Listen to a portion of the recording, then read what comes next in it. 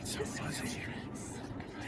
the StreamYard Studios on YouTube, this is Jeopnerdy.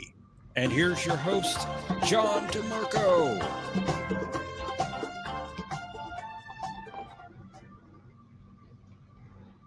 Greetings, everyone, and welcome to this week's edition of Jeopardy. We're glad you could join us. And with us, as always, is our co-host, Professor Brainy Specs. Was that a time skip or something, John? You seemed to freeze for a second. I Maybe don't two. know. Although around here, anything's possible. Well, that's true, especially with some people that join us. Indeed. And speaking of people who are joining us, I want to say a quick hello to everyone in the chat. I want to say greetings to Mr. T. Dowd. Glad you could be here. Hello also to Mikey, who was here earlier. Greetings also to Patrick. Hello also to Thomas, who is a little bit confused as usual, but nevertheless, we're glad you're here. Greetings also to Mike Richards, to Omnicast. Welcome to Brad Wolf and Kapla to Burn Up Ray 5, which I believe brings us up to speed on the chat. And as I was mentioned just a moment ago before we started, we have a distinguished visitor with us. So let's go ahead and bring up our returning champion and see who his interesting challengers may be in round one. And no, Thomas, the results have not been predetermined. First, let's welcome up Patrick, who was our champion in the last round last week, and he will be joined by none other than Captain Archer himself and Omnicast. Good evening. How's it going, everybody? It's good to be here with a fellow John. I appreciate that. What happened to the Parisi Square judge? What was his name? Chip something or other? I have no idea who you're talking about. I'm sorry. I must have got you confused with somebody else. You sound just like... I was on shore leave in Africa on a hunt, and I decided to take some time off to join in this game tonight because you weren't climbing the mountain. Jackson Archer told me it was a lot of fun last time he played. Got you. Are you going with a shortened name, Jonathan? I don't like to be formal. Well, Silic always called him John, right? Hey, John. And even I dropped my last name, so why not? This professor reminds me of a Vulcan. I'm starting to get angry. Totally illogical. I know. Just don't take out your frustrations on any innocent gazelles. Well, as you can see, my trophy wall behind me is full of today's kills. We had a good day. Unfortunately, a giraffe got in the way, but we decided to mount him as well. Wow. So in whole you didn't kill Gertie, did you? Gertie. We didn't ask its name before we shot it. No! Jeffrey the Heckle, no! You can't. No, you can't do that. It's okay though. We only harvested the parents of the newly born gazelles. We wanted to make sure that they were able to learn how to walk on their own and live in the wild. It was a beautiful sight. I'm sure. But was it a long road?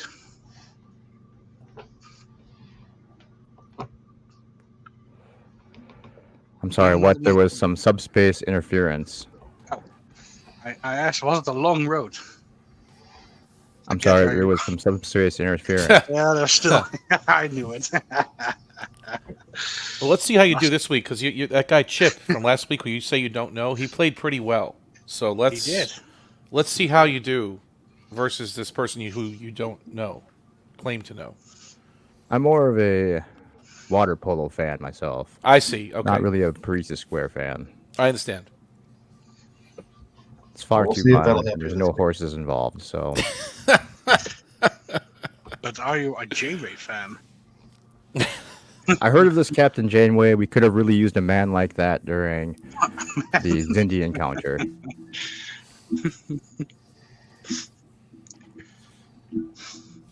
Just what year are you from, John?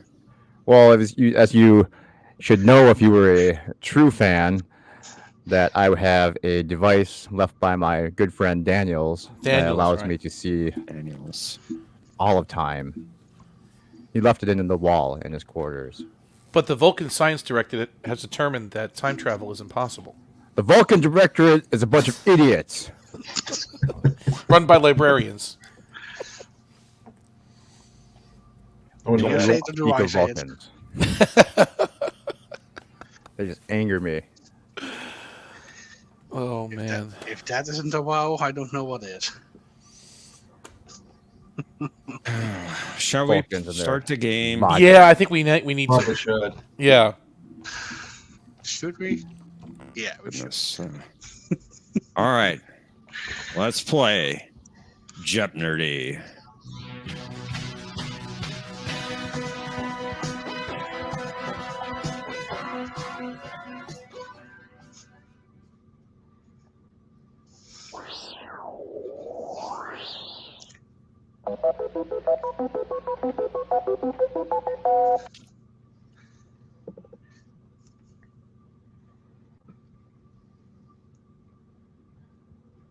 Our first category tonight is about doppelgangers. Oh. I'm going to tell you an episode, and I want you to tell me what character was impersonated. Oh, wow. Enterprise D references in Voyager. I'm going to be looking for the name of an episode. Our visual category is Enterprise ships. That means the show in particular. My ship. No, it's my ship. Sectors Hmm. and TOS actors. In that particular category, I'm going to provide you a name of a character. I want you to tell me what actor played them. Okay. Are you insinuating we're not real people? When did I say that? You keep saying the Mr. actors word. It's a Mr. little Key, disrespectful. I'm not sure what you even mean by that, and I don't want to know. All right. Patrick, returning champion. You get to go Yeah. first, my friend. Strange to hear that again, but okay. Enterprise D references in Voyager for 400. Why not? We've been told about your appearances on the Enterprise. We know that your little visits usually turn out to be more than meets the eye. What is Q2? That is incorrect. That's a That great is start. incorrect. My That's a good great sir. start. John. Oh man, stupid. Sorry. Yeah, indeed. John Archer. Oh, is it my turn? Yes. What? Hey now, Q in the gray. That is correct. I don't know. I don't think we should give it to him. He wasn't paying attention. Well, I even Well, called him yeah. by his name 3 times Person's before he name. answered. You didn't say my name correctly. It's Captain John Archer. I'm sorry that's not in your name, sir. I think a true fan would know my rank. There are no ranks. John Archer, it is your turn. Sorry, I was distracted. I would like to have, A good The captain would so-called not be Enterprise distracted, D. sir. are you going to keep interrupting me, Vulcan? Here we go. No, I would of like course, that for of course I'm 500, not. please. No, I'm not going to interrupt you. No. No. Did you hear me? Did you say something? I did say something. What did you say? With ears like that, you would think you'd be able to I don't hear know me. where you're going off I on. would like Enterprise D for 500. You got it. All right, you found the daily double, John Archer. Of course, You I have did. 400 points. You I are found the daily 400 homework. points I can obviously find the daily double. in I would front like of it your to go nearest for competitor, 1,000 points. and you can bet up to 1,000. I just said 1,000. How much would you like? How much would Maybe you like to should bet? listen to what I'm saying. What would you like to bet? 1,000 What would you like for the to third bet? time. What would you like to 1,000. bet? 5,000. I call it delay of game. 1,000. I checked the Starfleet database. This kind of thing has happened before. The Enterprise D under Picard was once taken over by a hollow character. This Picard seems incompetent to let a hologram take over. But I will say this one was, what is alter ego? That's correct. Of course it is. I am Jonathan Archer.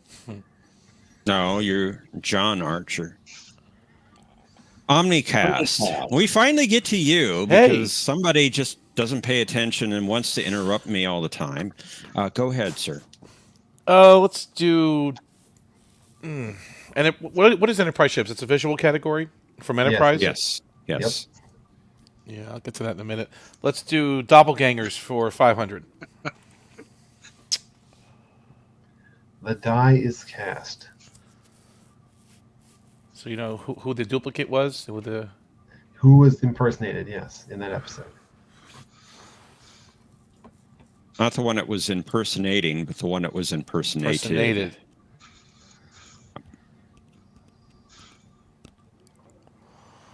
I don't want to risk it. Pass. Patrick. Who is Anabran Tain? That is incorrect. John. Well, I mean, it depends on how you look at it as impersonated, but there was that Romulan guy. I don't know his name. Romulan Captain Man. Well, yeah, I did want his name, actually. Oh, well then pass. Yes, his name or something was Colonel Lovak. Yeah. Yeah, the shapeshifter, indeed. Yeah. Romulan Captain Man. All right, Patrick. Back to you, sir. Let's get some points. Let's try TOS actors for 400. Dr. Mbenga. Which one? Yeah, which one? Right. There's only one. Oh, man. Yeah, right.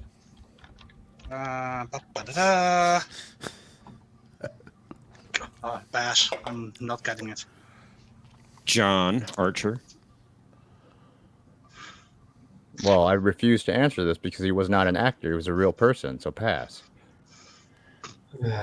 Omnicast. I do not remember that man's name. Pass. Booker Bradshaw. Yeah, no. If I hear Booker, I think of another character. Indeed. One you don't want to think about. John Archer. I would It's like your turn. to go with this so-called Enterprise. You'd like to D go with what now? Huh? For 300. What? How much? For 300. For 3. Look, I don't know what you want here, but I know who you are. Every captain in Starfleet has been briefed about your appearances on the Enterprise. Interesting. This one, I believe, was also in Q in the Gray. What is Q in the Gray? I'm afraid that is incorrect. I know what it is now. Omnicast. Damn it. What is Death Wish? That's Indeed. it. Well done. Good steal, Omni. And it is your turn. Let's do Enterprise references for 2. Approximately 7 years ago, the Federation starship Enterprise hosted negotiations for ownership of the Barzan wormhole. Included among the bidding parties were 2 Ferengi. What is False Prophets? That's correct. Yep. Good job. Patrick, it's back to you.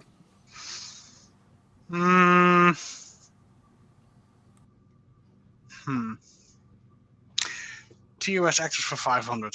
I need some points here. T'Pau. Okay. That was, if I'm not mistaken, who is Lovsky? Who's Celia Lovsky? That's correct. That one I remember, luckily. Impressive. Yeah. John Archer. We will finish this Enterprise D category. I've gone over every engagement, from the moment Q flung the Enterprise into the path of that first cube to the massacre at Wolf 359. What is Scorpion Part 2? Well, I'll give it to you, although technically it's Part 1. That's not what you said in your video. It's had the 2 next to it. Nope, it hadn't. If so, that was a mistake. It wasn't. Well. You didn't make a mistake, John. You didn't. Somebody, John, wasn't paying attention. Omnicast, it's your turn. Shouldn't say that about the host. Let's do doppelgangers I wasn't. for 4. Sorry, I was muted. Dead stop. Who is Travis Mayweather? That's correct. Well done. You took the lead.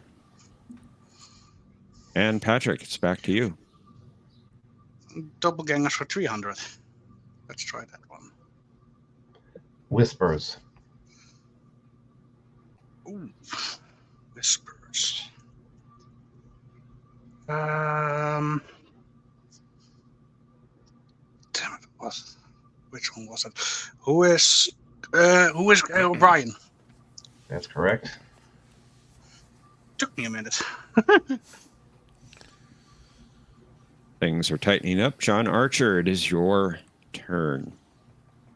Interesting. So this Enterprise ships is just pictures of Enterprises? It's pictures of ships, and I want you to name the ship. The series Enterprise. In Enterprise? From the series Enterprise. The greatest series. And we will go with, I want to see the Kumari for 100. Enterprise ships, I take it. Yes. Could be a sector. That would be the, what is the Defiant? That's correct. Well done. We got a tie game. Omnicast, it's back to you. Let's do doppelgangers for 2. Allegiance. Who's duplicated in that one? Pass. Patrick. Who is Picard? That's right. That was the one. Jean-Luc Picard. Yes. One word. Patrick, it is your turn. Good steal. Thank you. Let's try Enterprise ships for 400.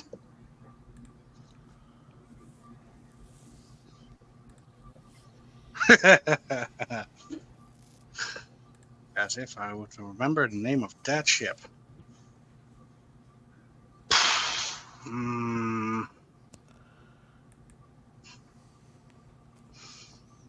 Is it the one that the ambassador got picked up?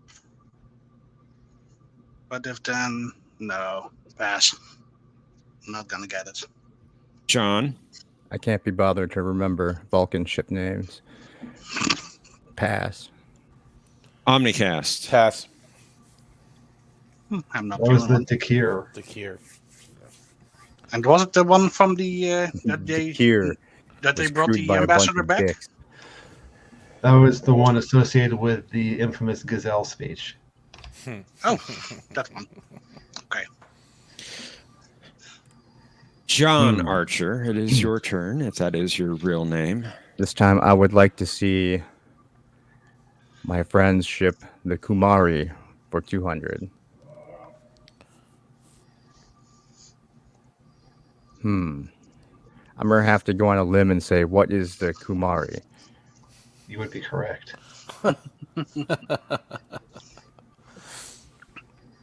And you took the lead, John.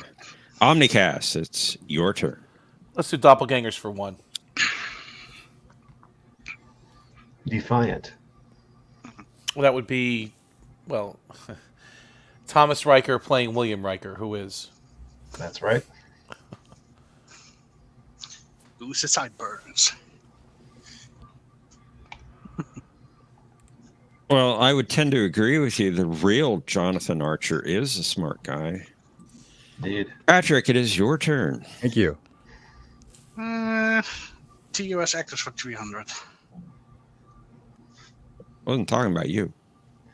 Harry Mudd. Which one? The The real original one. one. The one in That TOS. That will be Who is Roger C. Carmel, That's correct. not a Rainn Wilson person. And just like that, things have gotten real tight in this game. John, it is your turn. Interesting. I would like to see.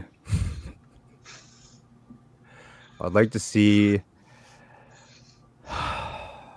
the Intrepid for 300. Enterprise ships. No, the Sector Intrepid.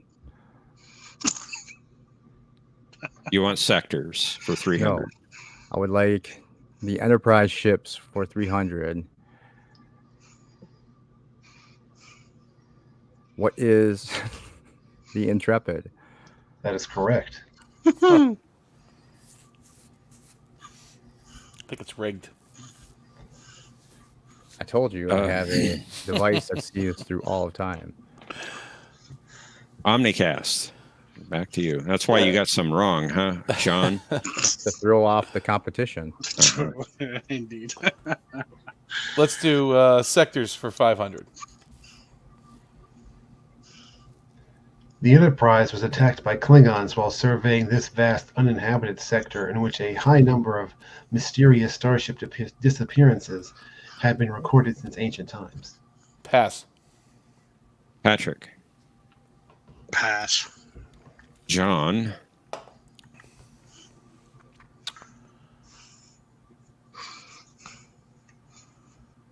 Mr. Archer. Oh, my turn? I'm not giving you a second chance. Dang at it, the time ran out. I knew that answer too. Which is, I'm not going to say now because I don't want Right. everyone else to know. Mm-hmm. or they're going to find out in a second anyway. Nope. The That would be the Delta Triangle. exactly. Golly, folks. Patrick, it is your turn.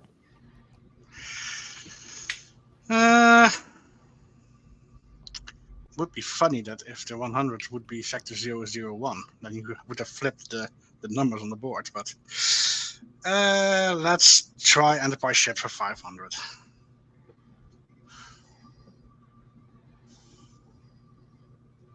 Yeah, as if that was a good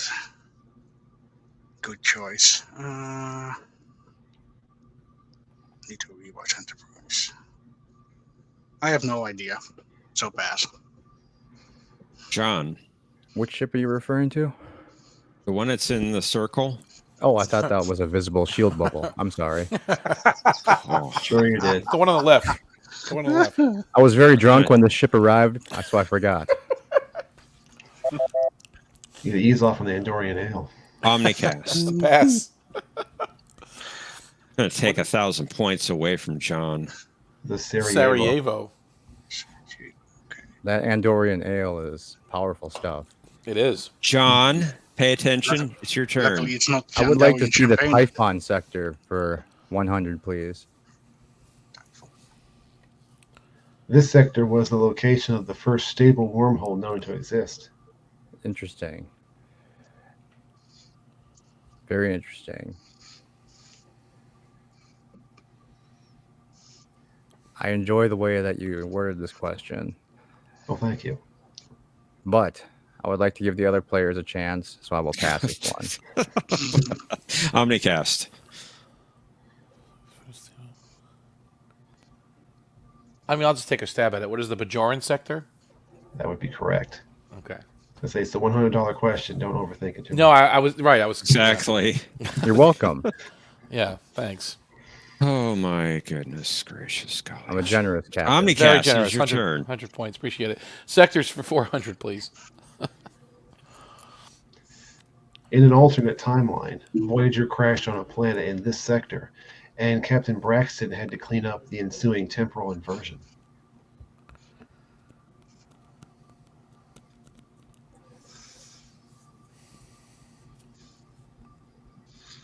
Pass. Patrick.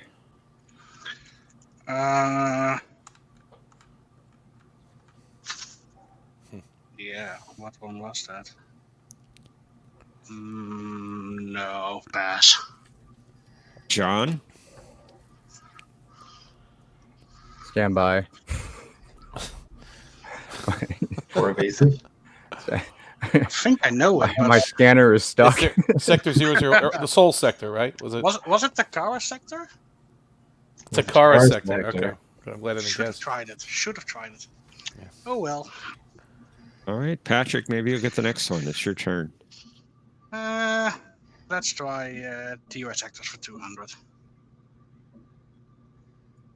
Janice Rand. That was, of course. Oh, come on. What was her name again? Who is Whitney? Grace Lee. Grace Lee Whitney. That's correct. Needed to think of the first name. I believe he said Whitney Grace Lee. That is incorrect. Yeah. There was a comma in between. We'll have to go to the judges for that one. No, there was a He comma. got it. He got it. John, it is your turn. Stop arguing. I'm just trying to keep the game fair. We are We going are to go keeping with. it fair, sir. I'm sorry, but I was trying to pick my category. Would you pick your gonna be category sectors. already? Please I would pick like- your category. I would I like want you to pick sectors. your category. Would you pick your category already? Now that you've interrupted me, I'll take actors for 100. You got it. Pavel Chekhov. I don't know who this man is. He was born after my time. I can't think of his stupid name. Which one? The one in TOS. But you did know Picard and Janeway, right? My scanner is stuck. Uh, My God, I can't think of his stupid name. My scanner is stuck. Omnicast. Who was Walter Koenig? Yeah, that's it. that's it. You know, the guy from Babylon 5. How could you forget him? Come on.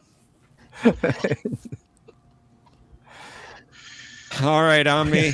Your Very, turn. very strange. Sectors for Oh, 300, golly. please. Yeah.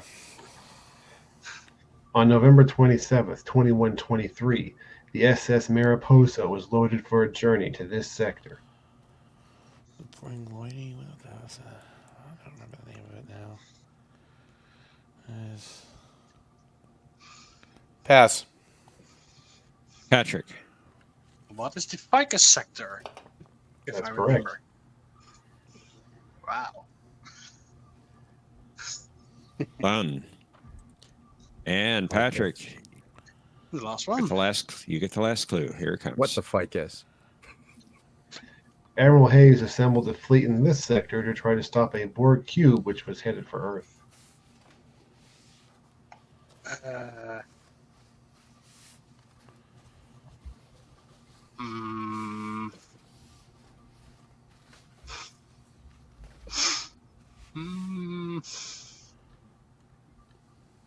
The Battle of Wolf 359, but 359 was not a sector, was it? I'm gonna pass. Why not? John. Sorry, what? You want to? Answers the question. Scanning. We'll go with the Typhon sector. That would be it. Yes. What is? Luckily, it did not go to Wolf 359 as a sector. Phew. That was a trick question because I said it earlier. Yeah, but I don't. We can't help that you said it I earlier. don't listen to you. Sorry. Let's quickly go to Final Jeopardy, shall we?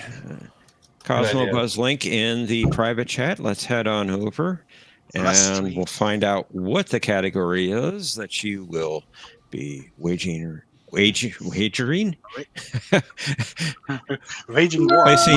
placing your wagers on. This will be TAS and voice rolls. Oh, what? So I do knew hand, do everyone one, would or love do this hand. What was category. that? Interesting. Very, very interesting.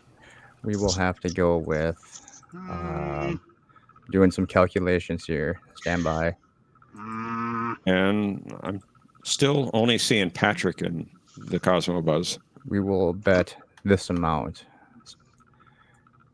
Maybe you first Transmitting need my to log bet. in. There you are, all three of you. Wait. Hurry up already. We are going to go for it all instead. Okay. So I just realized something. Is that what you want? All of it. 2,700. Okay. Well, you always put it as your name, and your name says something else. Well, I'm stuck as that now, so I can't. Cosmo Bus. Oh my lord! Why do we let this man up here? I don't get it. I am the champion of this game.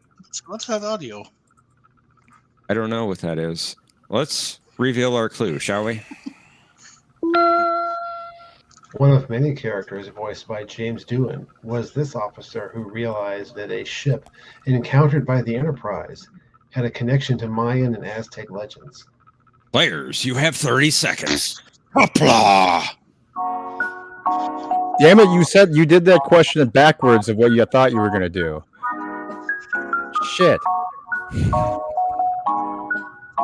Such language. And Omni, you dropped out. I'm out? Okay, hang on.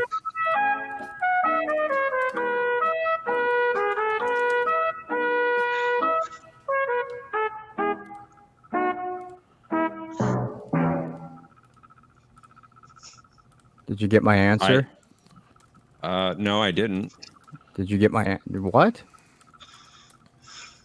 I typed it. Oh, I typed it in. I typed it in StreamYard. I'm sorry. God. Boy. There. That's the only character in this episode I know. I tell you. So we have to go with that. Do you want me to spell it in different ways so you understand? No, it's fine. All right. Sorry. Someone's testy tonight. And we're getting a weird audio feedback from somebody. Not me. I'm sitting. I hear it too, but I'm muted, so it's not me. I'm sitting in a perfectly white room. Omnicast, you had 1,900 points during final Jeopnerdy. What was your response to the clue? What is a bunch of arrows? Fortunately, that was not it. I'm sorry. How much did you bet? 901 points, taking you down to 999 points. That's an interesting score. Patrick, you were at 2,200 points. And what was your reply? Willy Wonka? Well, that sounds like an interesting episode, but that wasn't it. Sorry about that. What was your wager? All but one of your points. So that's all you have is 1 point. Come on. And John Archer, you were in the lead at 2,700 points. Your response? It was Kukulkan? I'm afraid not. Shit. That was who they encountered, but the name of the officer was Walking Bear. How much did you bet? Well, everyone knows. I said all of it. You bet all of it? And that takes you down to 0? Because I thought John was going to ask a character, and I was going to say James Doohan because he voiced all the characters. That's why I said Doohan, or Doohan. Omnicast, you are the champion. Thank you. Well done on me. Done. Well done. Appreciate it. Interesting game. Well Just played. stuck with my original bet. Well I'm played. still second. That's it. Feel cheated. You feel cheated. Of course you could have bet 0 and won the game. Won. I'm so enraged. I have to go hunting. But last week he tried that, remember? Yeah, that's true. And it backfired. Yep. Riggs. Thomas is saying we're good. Good. Things are right in the world now. I win. Thomas says rigged. Perfect. All is right. I'll be out on the savannah if you need me. Omni forfeit. Enjoy your hunting, sir. But we're still getting the audio. Yeah, I hear Yes, that. we are. Who? I mean, It can't be me if I'm Right. hearing it. well, I guess if we mute ourselves, I don't know. I'm going to mute myself. Hang on. I muted myself. Yeah, so it's Patrick. No, Yeah. because I now mute. I was muted while you were Maybe it's saying you. that, so it's not me. It's not me. I was muted. I can try it, see if Why, it's you me sh- for some reason. Okay. Ah, Ah, we found John. Oh, we it's found John. it. John the Beard has got an audio. His feedback beard is tonight. resonating right now. It's a crystalline entity. That's it. Maybe a fan? Do you have a fan on your desk or something? I'm trying to adjust the Oh, settings you're- to see if it helps. It's still there. Okay. Yeah, a It little bit. is. That's It's better. not bad. It's not Yeah. bad. It's just I don't know what's causing it. noticeable. My settings are the same as they are usually. Sorry. No, it's okay. No, it's not disturbing or anything. No, It's no. just fun sound. But I will be in the back and have fun on the next round. Thank you. Thanks, Patrick. Thank you. Thanks for playing. Let's welcome up our contestants for round 2. Let's say greetings to Bird of Prey 5 and to Mikey. Hi guys. Hey, Mikey. Hey, Bird. Hey, what's going on? Yeah. Hey, Bird. Welcome, world. Hello, world. Hello. How are you guys? We're doing great. How you Mikey, doing? you sound like a new man. Well, I had a really great stream with Professor Brainy last night. So, thank you, Brainy. That was a great stream that you attended. Well, I can't take all the credit for that. Well, I was there too, You- Mikey. I mean, you I had a- joined you you had as a good well. panel. and that was- You had a good panel. well, I was going with the teacher and then the mentor, which is Oh, okay, that's true. He is our teacher. Yes, he's the Yes. professor. Well, thank you, Thomas Potts. But I had fun chatting with you last night. That was actually a lot of fun, Mikey. You and your Yeah, wife it was there, great fun. people, man. It was a good time. Yeah, and Yeah, next that's- Friday we're doing our 1-year anniversary of streaming on the channel. So Wow. you're invited to that too. But this is like a whole new thing. I'm still trying to adjust to this, Mikey. I gotta be honest with you, man. This is just, It- you know. Is there another contestant backstage ready to go? No. No, there's not. Okay. No worries. As far as I know, it was just me, and that was it. I came in, and Patrick said hello to me, and I was like, okay, cool. Oh, why is Osseo Prey ready? Wants to come in? Is that why? No, it's okay. No worries. And Thomas, it's missed him. probably John Archer that's trying to hack John the Beard. Oh, that's a signal. It's an interference Yeah. signal. Yeah, Yeah. that's true. Right. That's what it is. You're absolutely right. And yes, if you'd like to play round 3, please come on up in the private chat, and we'll get you on the next game. I know T Dowd is lurking back there. Maybe he'd join Yeah, us. T-Dowd should Right? come Come up with on. round 3. Right. Come on. That was it. Come on, T. You see the questions. They're interesting this week. You can handle this. Come on, T. John always has great questions. We I know. worries I know. about He- that. He does. Oh, by the way, I don't know if John noticed. I'm not wearing plaid tonight. Wait, did you do that specifically? I mean, did you? No. You getting dressed I this morning? You just- said, "Gee, I'm not going to wear plaid today because they're No, this is what I put on. I You put on a didn't solid make any color sweater. conscious thought of it, and I thought later, oh, I'm not wearing Yeah. plaid. He's going to do a Yeah. compilation video now where I take stills from all the Jeopnerdy episodes of the last 87, and put all your shirts on there, right? Probably. Oh, I did. Yeah, I did want to mention to Bird. Bird, I hope you were okay with the earthquake. I know you did say you had a couple hairline fractures for the New No, Jersey quake. I mean, everything seemed okay here. Okay, well, I was worried about you. You know, I Thank do you. care. You know, I appreciate that, Mikey. yeah, I no problem. really do. Yeah, no problem. It's rare to have earthquakes in that part of the country. It really is. Had to be really deep. It was relatively shallow, they said. Yeah. Yeah. Well, I'm ready to go, guys, if you are. Let's go. Yes. Yeah. All right, let's do it. Let's play Jeopnerdy. Okay.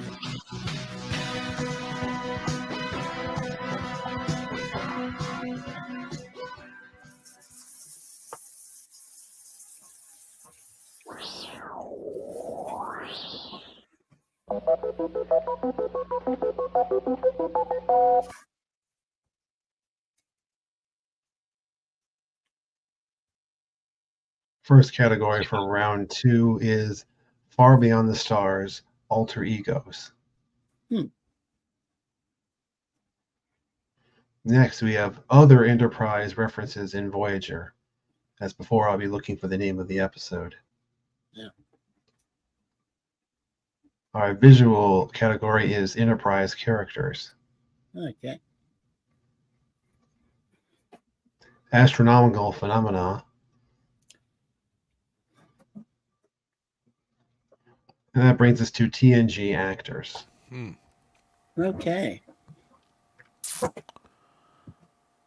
right, we have a new returning champion, Omnicast. It is your turn.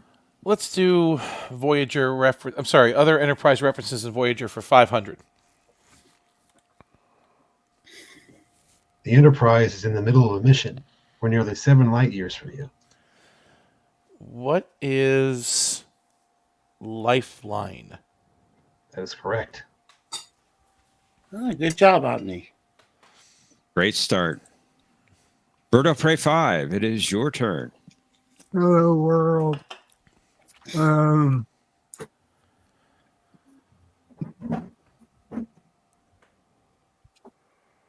Let's do Far Beyond the Stars, Alter Egos for 300. Odo.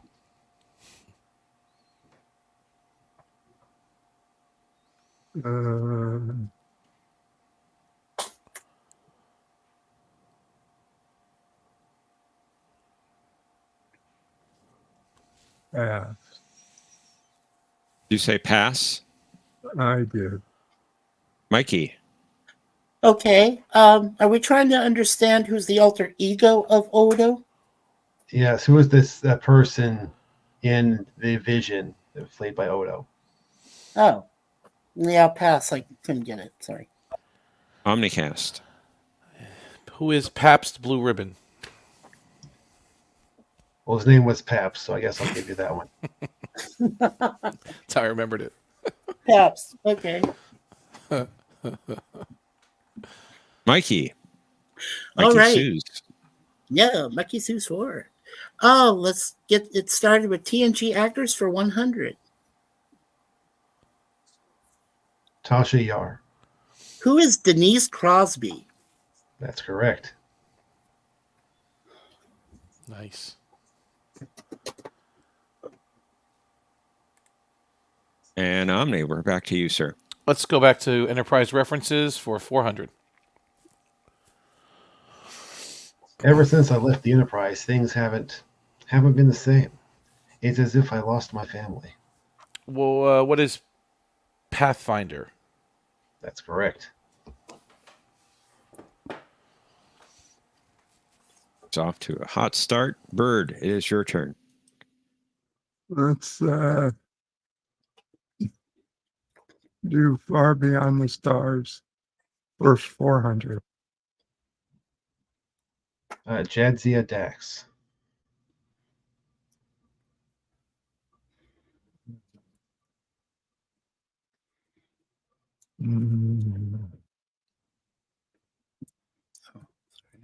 Pass.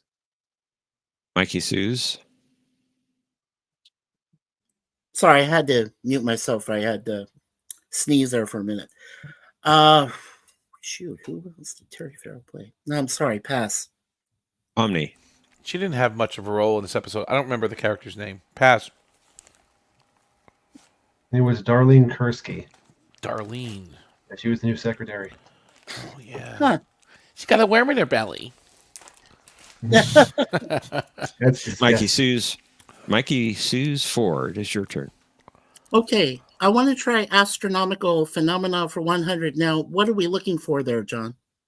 Well, I'm going to describe a phenomenon, and I want you to name what it is. Oh, okay, go ahead. For 100. The doorway to this realm was an energy ribbon that traveled through the galaxy every 39.1 years. What is the nexus? That's correct. There we go. Nice. Good job, Omni. Omni, it's your turn. It's the TNG actors for 3. Admiral Jarok. Oh, what was his name? I don't remember his name. He played multiple roles. Pass. Bird. Pass. Mikey Sue's 4. Multiple. Yeah. No, pass. I'm not getting it.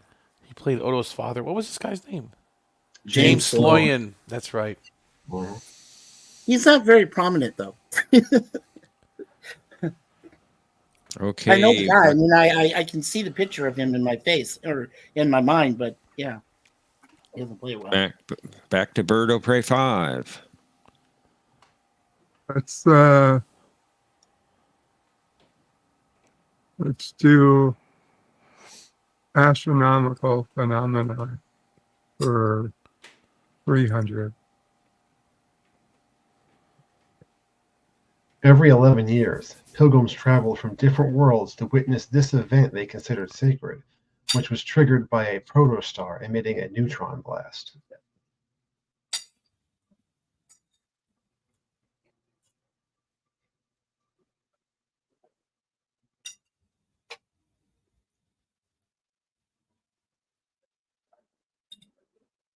Pass.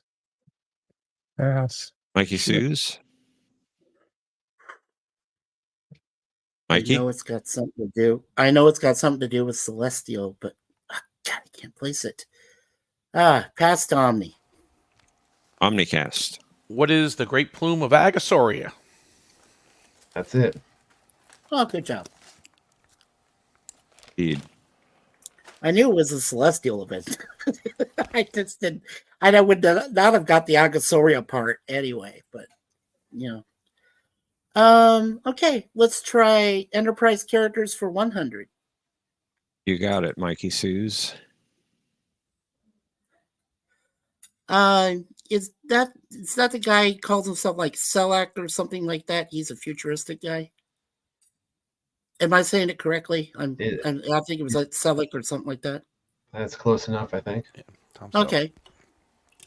Yeah, Select. Yeah, Silic. Select. And back to Omni. So TNG actors for 4. Hugh. Who is Jonathan Del Arco? Excuse me. That's correct. Good job. Thank you. Indeed. Bird O'Prey 5. Let's do Far Beyond the Stars, Alter Egos 200. Kira Nerys.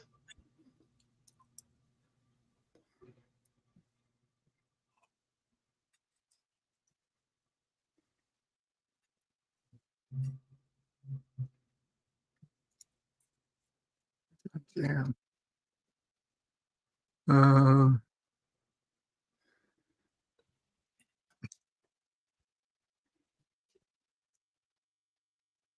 Who is pass? Mikey Sue's. Let's see. Okay, well, I know Nana Visitor played her. But what other role did she play besides Kira? Not the mirror one I'm thinking of. No, pass. Omnicast. It was not DC. It was KC something. KC Hunter. Who is? Very good. Oh, good job. DC Fontana. kind of thing. Mikey, I'm not sure you're picking up. This is from a specific episode. Okay. All these clues are from the episode Far Beyond the Stars. Okay, I must have misunderstood. I'm sorry, Professor. All right, Mikey, it is your turn. Okay, let's try the TNG actors for 200. Kalar. Kalar.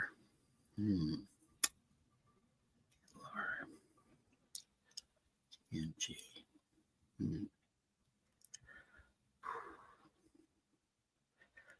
Who is Mark Alimo? I'm afraid not. Okay. Omnicast. Who was Dr. Solar? Susie Plaxon. That's right. Oh, good job. Susie Plaxon. Okay. And it is your turn, Omni. TNG actors for 5. This is fun. It is. Edward LaForge. Who is Ben Vereen? Very good. Wow. I'm Nice. impressed. Ben Vereen. Yeah. I would have known that too, because that was a special guest appearance. It for was, him. yeah. He was on Cameo. Yeah. Bird? Son of a bitch. That is not one of the categories. I'm afraid Predator? it is not. You son of a bitch. Far Beyond the Stars. 500. Martok. Okay. Who is Ritterhouse? Nicely done, Bird. Nice job. Good job, Bird. Good job. Very good. All right, Mikey, it is your turn. All right, let's finish it out. Far Beyond the Stars, 100. It's a good category. Benjamin Sisko. Ooh, crap. Okay. So in Far Beyond the Stars episode, we know it was, we know who played Cisco, but, God, I know, and it's 400, and I'm not getting this. Dang. I'm sorry. Pass. Omni? Who is Benny Russell? That's correct. Benny Russell. Okay. Brother Benny. Brother Benny. Yeah. That's right. And Omnicast, your turn. Let's do Enterprise references in Voyager for 300. The Borg once traveled back in time to stop Zephyr Cochrane from breaking the warp barrier. They succeeded, but that in turn led the Starship Enterprise to intervene. What is relativity? That's correct. Shaw, Bird of Prey 5, your turn. Do astronomical phenomena for 200.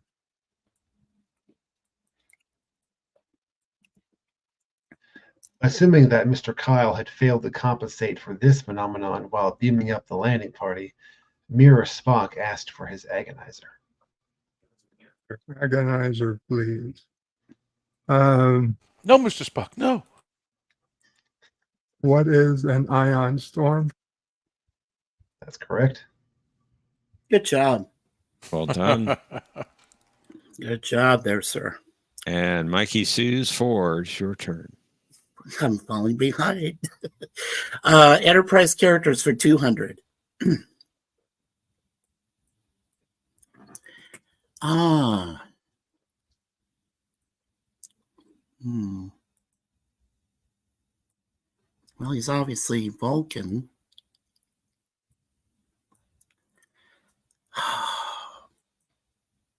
Damn it. I know he's an ambassador, but damn. I need to start watching more Enterprise. Pass. Omni. Live long and prosper, image of Sirach. What is Sirach? Who is Sirach? That's correct. Oh, that was Ambassador Sirach? Oh, okay. It wasn't ambassador exactly, but No. Yeah. The Sort of. father of modern logic. Walking philosophy. Yeah. Okay, Omni, it is your turn. Astronomical phenomena for 400, please. After the Enterprise D was disabled by this phenomenon, Troy compared it to a cosmic string, but O'Brien explained that this was completely different. What is a quantum filament? That would be it. Got it. And Bird, back to you. Let's go with this astronomical phenomena for 500. Got it. Data speculated that the rift which sent the Enterprise C through time was related to the formation of this from superstring material.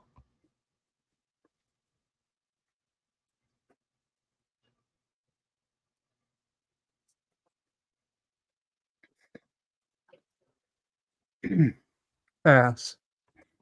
Mikey Sues.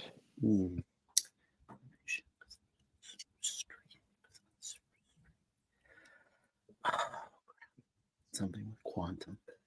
Pass. Omni. I think I know it, but I'm not going to guess. Pass. Is it a Kerr loop? Yeah. You got it. You got it. Yeah. And Mikey, back to you. All right. Let's go for Enterprise characters for 300. Oh, it's that Talaxian guy. Oh, crap. Oh, shit. I can't even remember this guy's name. Damn it. I'm sorry. I'm really letting you guys down, aren't I? I know the species. I know he's Talaxian, but I cannot get... Oh, I'm sorry, Patrick. I pass. Go ahead. All right. Omni. I think he's Tellarite, but not Talaxian, but I don't remember his name. I think I do, but I'm not going to guess. Pass. Tellarite. Bird. I'm sorry. Yeah. What is Grawl? That's what I was thinking. That's correct. Yeah. Ah, there you go. Yeah, good call. Good one, Bird. Good job, Bird. And Omni, back to you. Muted. Enterprise references in Voyager for 200. One of the greatest chapters in Starfleet history came to a close.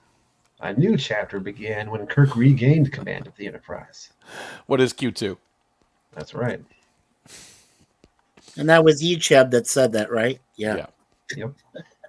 I remember that, at least. Bird. Enterprise references in Voyager. God damn. I was hoping to get together with him too before the Enterprise leaves orbit.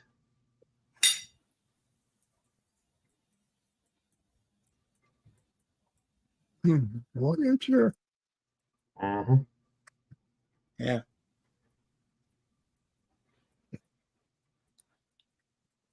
What am I? Episode What's name. The name of the episode. What is Caretaker? That is incorrect, I'm afraid. Mikey. Ah.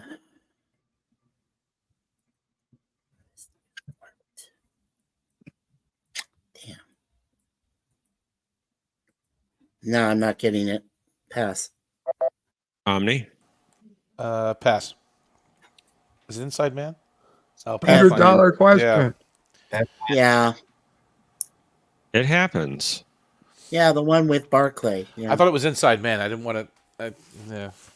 Well, I mean, I was kind of confused there. Like, if it wasn't the other one he just said, I was like, okay. Right. Yeah, Mikey. let's try Enterprise characters for 500.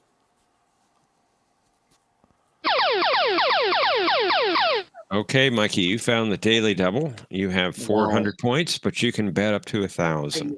I know. You know what? Shoot. I don't even know if I'm very confident, but well, you know what? Let's go for 200. 200. Yeah. All right, for 200. Oh, damn it! It's that Andorian woman. Strand's partner. What? Who is Zeska or Zelina? Something like that. Who is Zeska?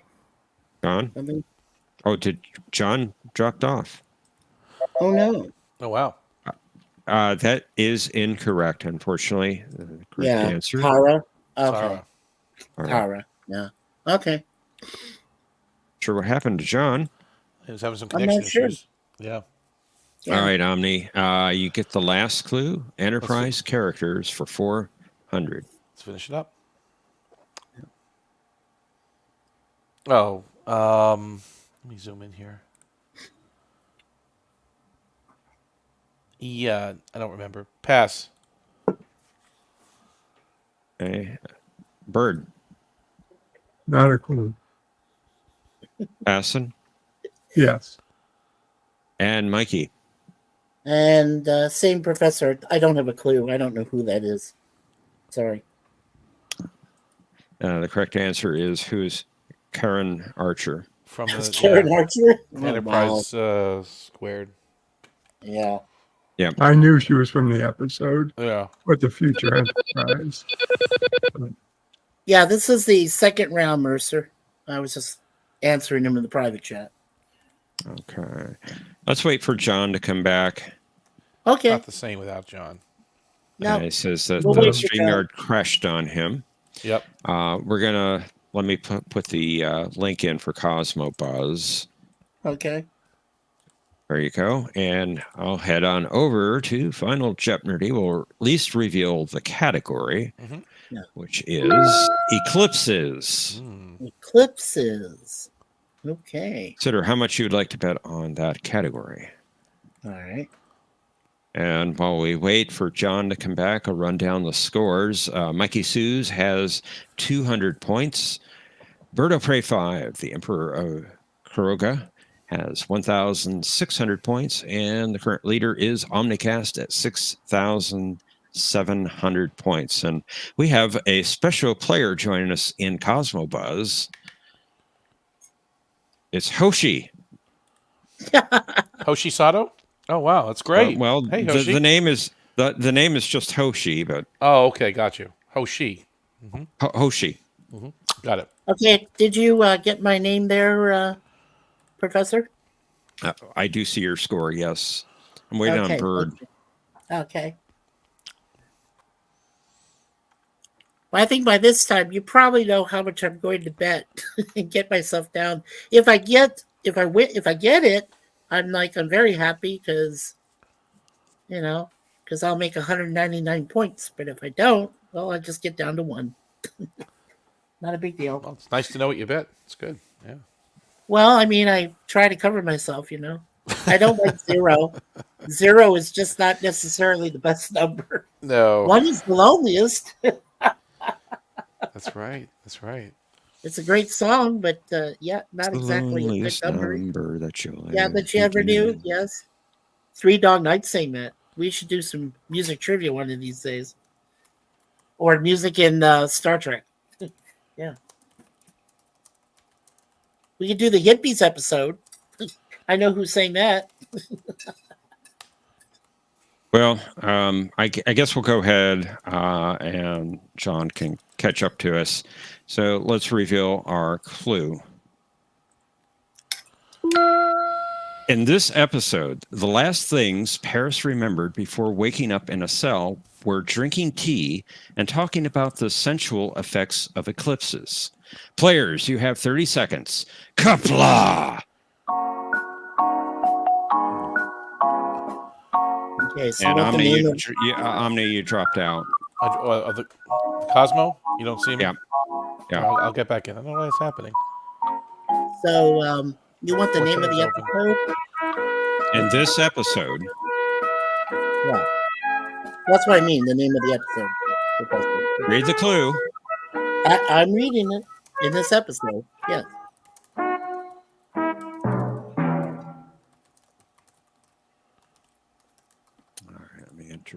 responses. Okay, I entered my response. Okay, I see it, Mikey. Okay. Yeah.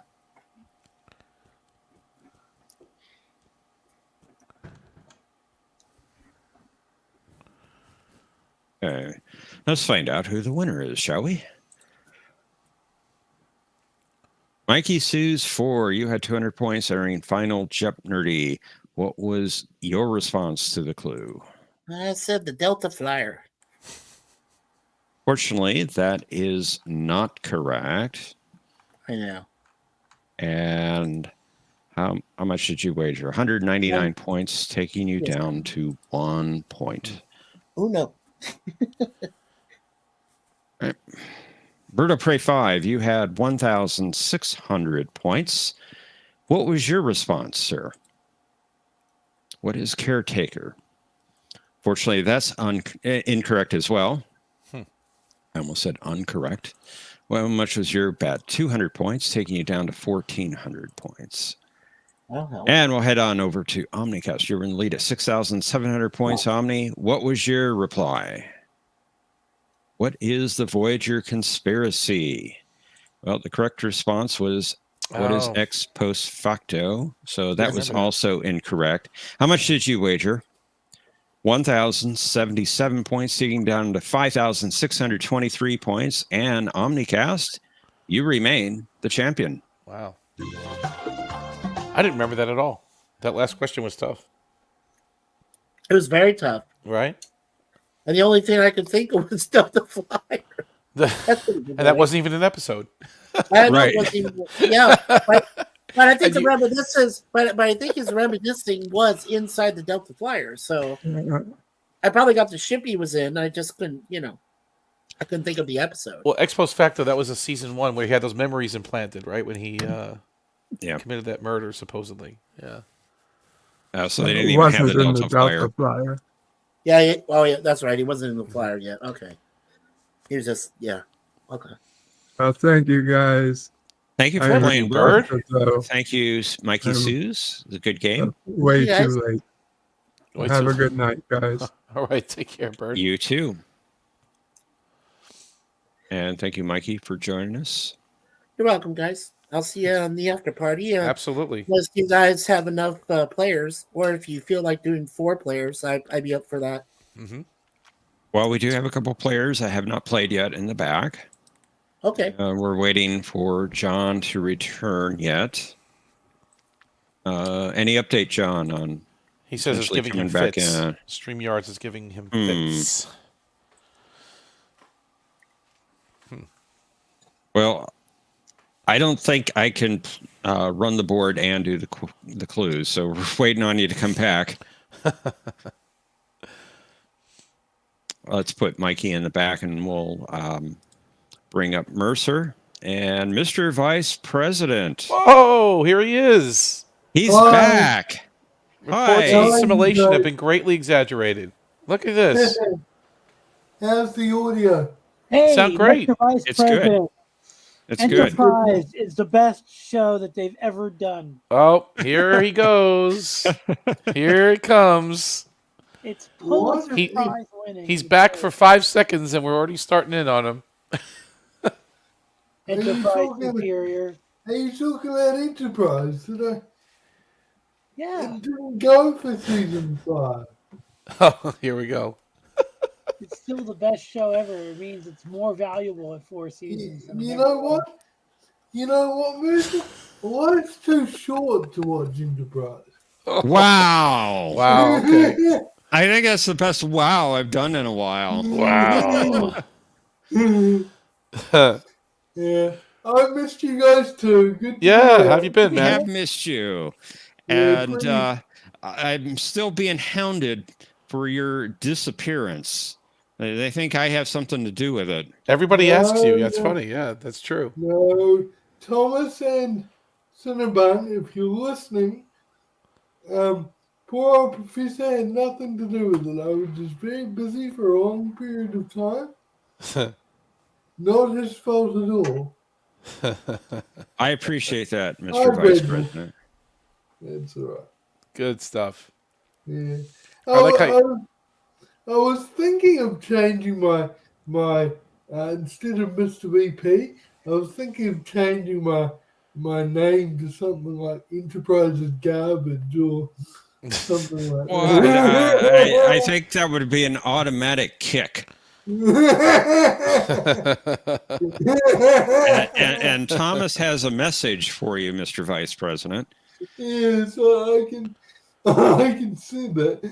I don't know if that Thomas, is that in relation to my Thomas, is that in relation to my comment about enterprise, or my trying to reassure you all that Professor Brainy Specs here had nothing to do with my disappearance? Your I'm not sure which disappearance. one.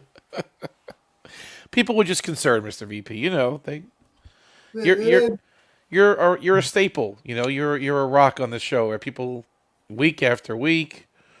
And when you disappear, people get concerned. You know. Been a good 4 or 5 weeks. Yeah. And I do apologize because I didn't mean to scare you. So I should have explained the situation better.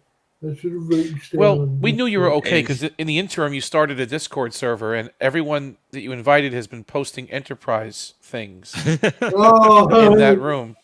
Yeah. So I bet you regret even because we knew you were okay, but then we just had to rub it in a little bit more, right? So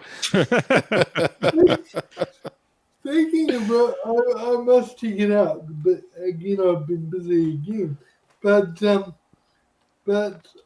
I must check out the server that you've. So it's contaminated. It must be shut down at this point. It was purged from the body. You must... No, no.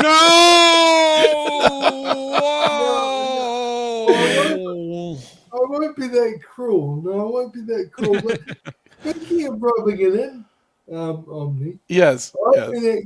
I've been actually quite concerned about you because. How's that?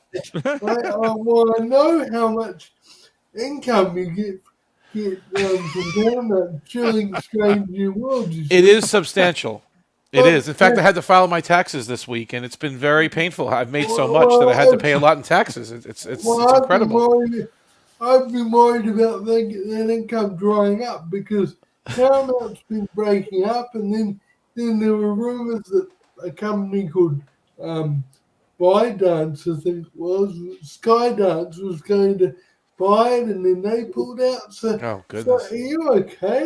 You're not homeless, eh? I'm okay. The checks are still clearing at this point. If they start bouncing, I'll let you know. But so far, they're still clearing. Everything is good. The income stream is steady. Please subscribe to Paramount Plus. 30 days free trial. Smash TV series, and I say it again: Smash TV series Discovery. Yes, we're going to smash it. All right. You're not even denying it now. You used to deny it a little. I just run with it now. Now it's just fun. Now it's just fun. Thomas is saying something else smart alecky in the chat. There, this long to file taxes. Well, no, wait, actually, we have until waits. Yeah, wait. We have until April 18th, I think. This year, right? I think. Did they give us 3 extra days? No, I could be wrong. It could be the 15th. Sometimes they extend it if it falls on a weekend, but I think it's the 15th. It's a Monday this year, right? 15th. I need to ask a outside question because I'm not in the US. What's that? I presume you're talking about federal taxes. Correct. You and state too. You have until April 15th. That's considered tax day here in the U.S. to get your affairs in order and file. For the previous year. So that's how much time they give you. Yes. And if you owe money, you have to pay, and sometimes you get money back. So even though there's state taxes, all the states do it on the same day too? They do. They do to make it simple. Yeah, all the states have the same day, so you file them both at the same time generally. Yeah. Okay. Right. That must be very difficult to save up for one. You have to save up for both. Oh, it's difficult when you have to write that check to the federal government. It's not fun, my friend. It's definitely painful. It's painful. And you got state taxes on top of that. Usually they're a lot less. Thought, Yeah, federal's the big one. Federal's the big one for Okay. income tax, but the state taxes are still substantial too. Yeah. Carry on. I need to grab something real quick. Sorry. I'll be right back. No problem. This is real interesting programming, talking about filing taxes. you see, I would have thought Yes. to make it a little easier because Right. it's always a bit. Well, it's easier in terms of remembering if all the states and the federal do it on the same day, but it's harder financially because you can handle more bills if they don't all come at once, right? You can also file an extension. So if you're having trouble preparing your documents, you're allowed to file an extension, and they'll usually grant it. But if you owe money, they could charge you interest if you're delaying, right? Oh, okay. So not much, but they hit you. And if they owe you money, you don't get any interest, but you'll get your money back when you do file. So it's sounds like our government too. Yeah. You can, and some people pay quarterly. Some people pay if you have a business, you can pay every 3 months. So you don't have to pay a big one at the end, right? You can just kind of do little small amounts throughout the year. But it's not. It's part of our duty, our civic duty, right? We have to do it, and otherwise we get jail time, and that's not fun either, right? I heard the food isn't good. I'm not criticizing. I just learning about your system over there. Yeah. It's fun. It's great. It's lovely. But you do what you got to do, right? That's part of being a citizen. So yeah, I understand. Yeah. And, I know. Well, you know what I mean. Hey, there she is. Does she pay taxes too? Yes. Ooh. You'll be good now. Wow, why is she hissing? Because it is she heard taxes? That she doesn't like that, huh? I don't like taxes either. Yeah. To be fair, I don't know anyone who actually likes them. No, of course not. We're working on the issue right now. We're hoping no problem. John can get in real soon. Guess what I did when I was late? What's that? One second. I didn't show up late because I had a friend over, and we watched Star Trek, and he had never seen Star Trek much of Star Trek. So we watched Darmok. That's a great one. We watched Ensign. Oh yeah. So what did he think of Dark? That's one of my favorite episodes. What did he think of that? I like both of them a lot. He said, yeah, because he's more interested in modern shows. So he said that the dialogue was really well written because like a lot of modern shows could show so much more, but this show couldn't because of their resources.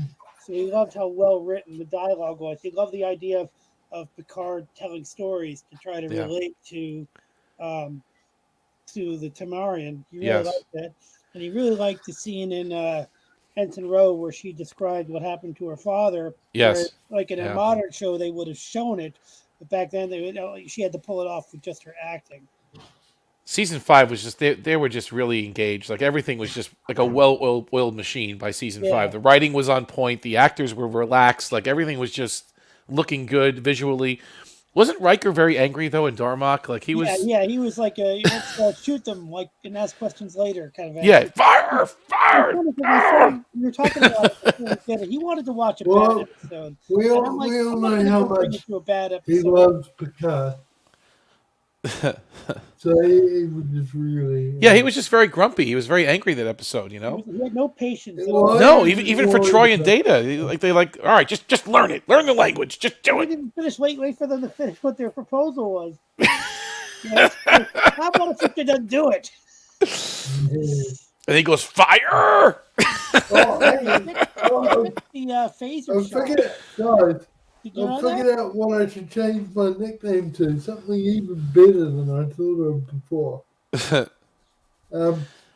But those are good choices, Mercer. That's a great question to ask anybody. If someone hasn't watched Star Trek before and you want to, ease them into it, where do you start like Darmok, that? And I think it's a solid choice, and I think you're right. The next one on there instead of going to a different episode.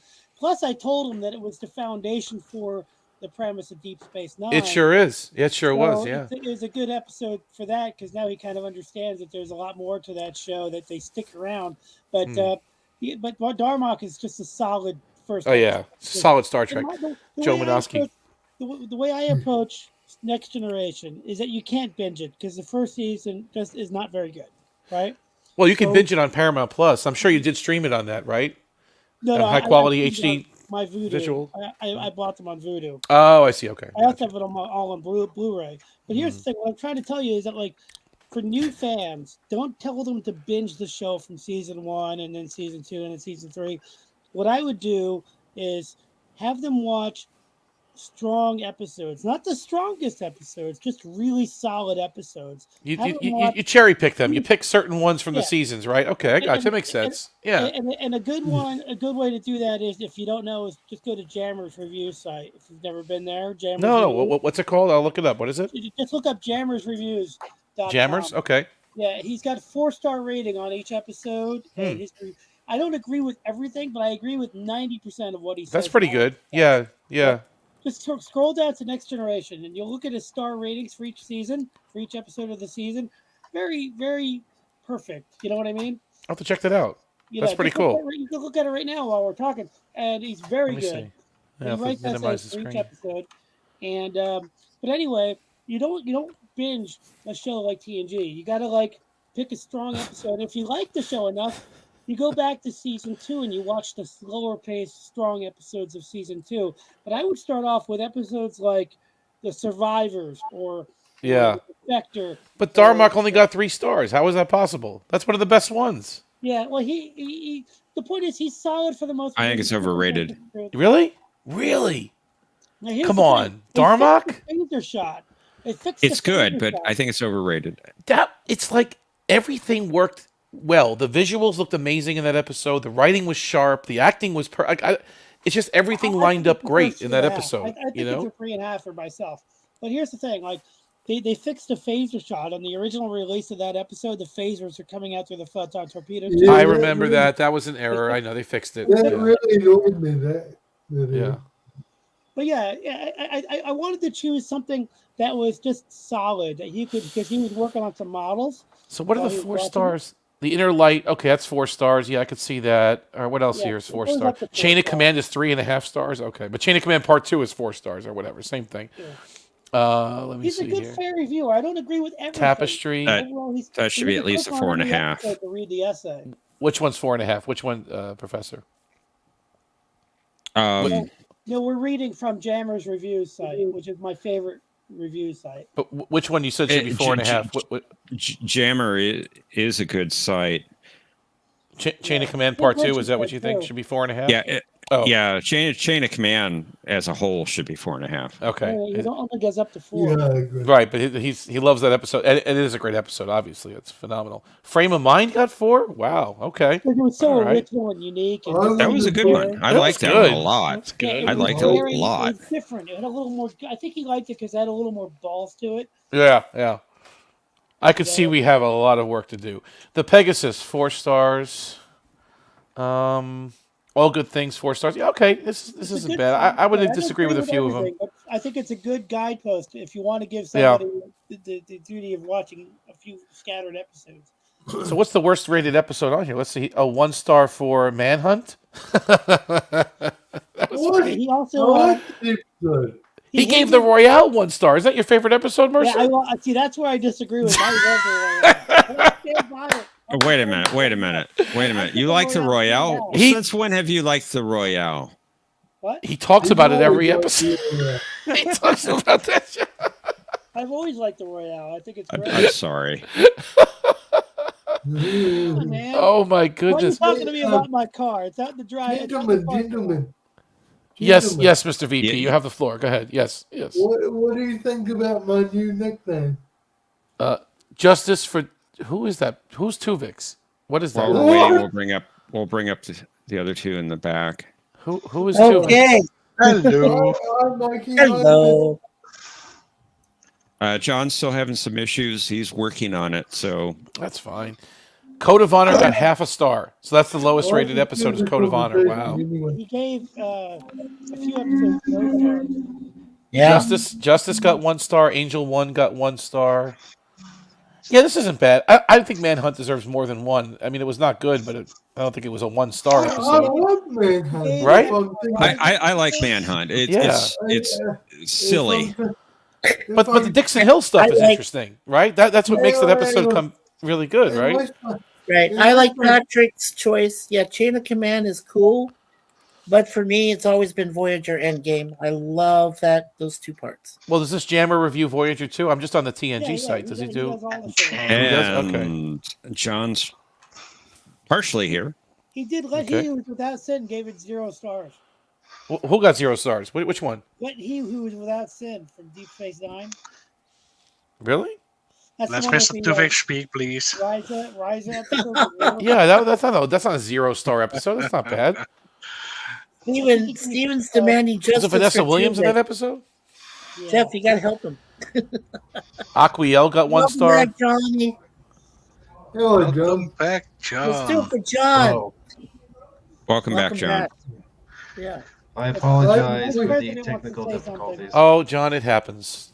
Vice President John, wants to say something. It does happen. You know, it happened to me more than once. Vice President. what would Yeah. you like to Happens for about 50 weeks. Yeah. Yeah.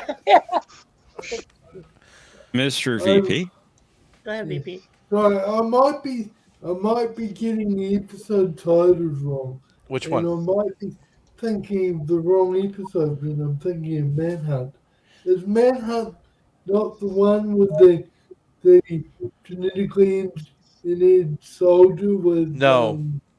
You're thinking of The Hunted. That's The Hunted, right. Manhunt is where Troy comes on trying to find a husband. And then Picard hides in the holodeck by playing Dixon Hill. Loxala Troy. Yeah. Yes, Loaxana Troy. Hunted is First Blood in Star Trek. The Hunted is like Rogan Danar is the most Rogan Danar. guy ever. Right. Double it. That's The Hunted. Double it. That's the Did they best tease line. Rogan Danar in Lower Decks? Did they have a little... Yeah, they had a little like who's badder ass, Khan or Rogan Danar? By the way, I just watched one episode of Turn my camera on. World. Guys, this week I got Strange New World season 2 for $10. I'm like, I'm gonna just try it. I'm starting to watch. No, it's a God. great series. It's a great series. God. You stream everything. I feel for you. That might be why it crashed. There's an episode called Subspace Rhapsody. You should skip right to that one. Okay. Oh God. No. God. Let's not do that. You had this for money, and you want me.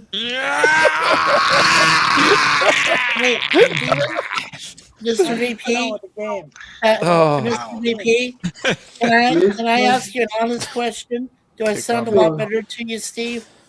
Do I sound a lot better to you, Steve? You're not wagging like you usually do. I know. Have you See what you missed in 5 further? weeks?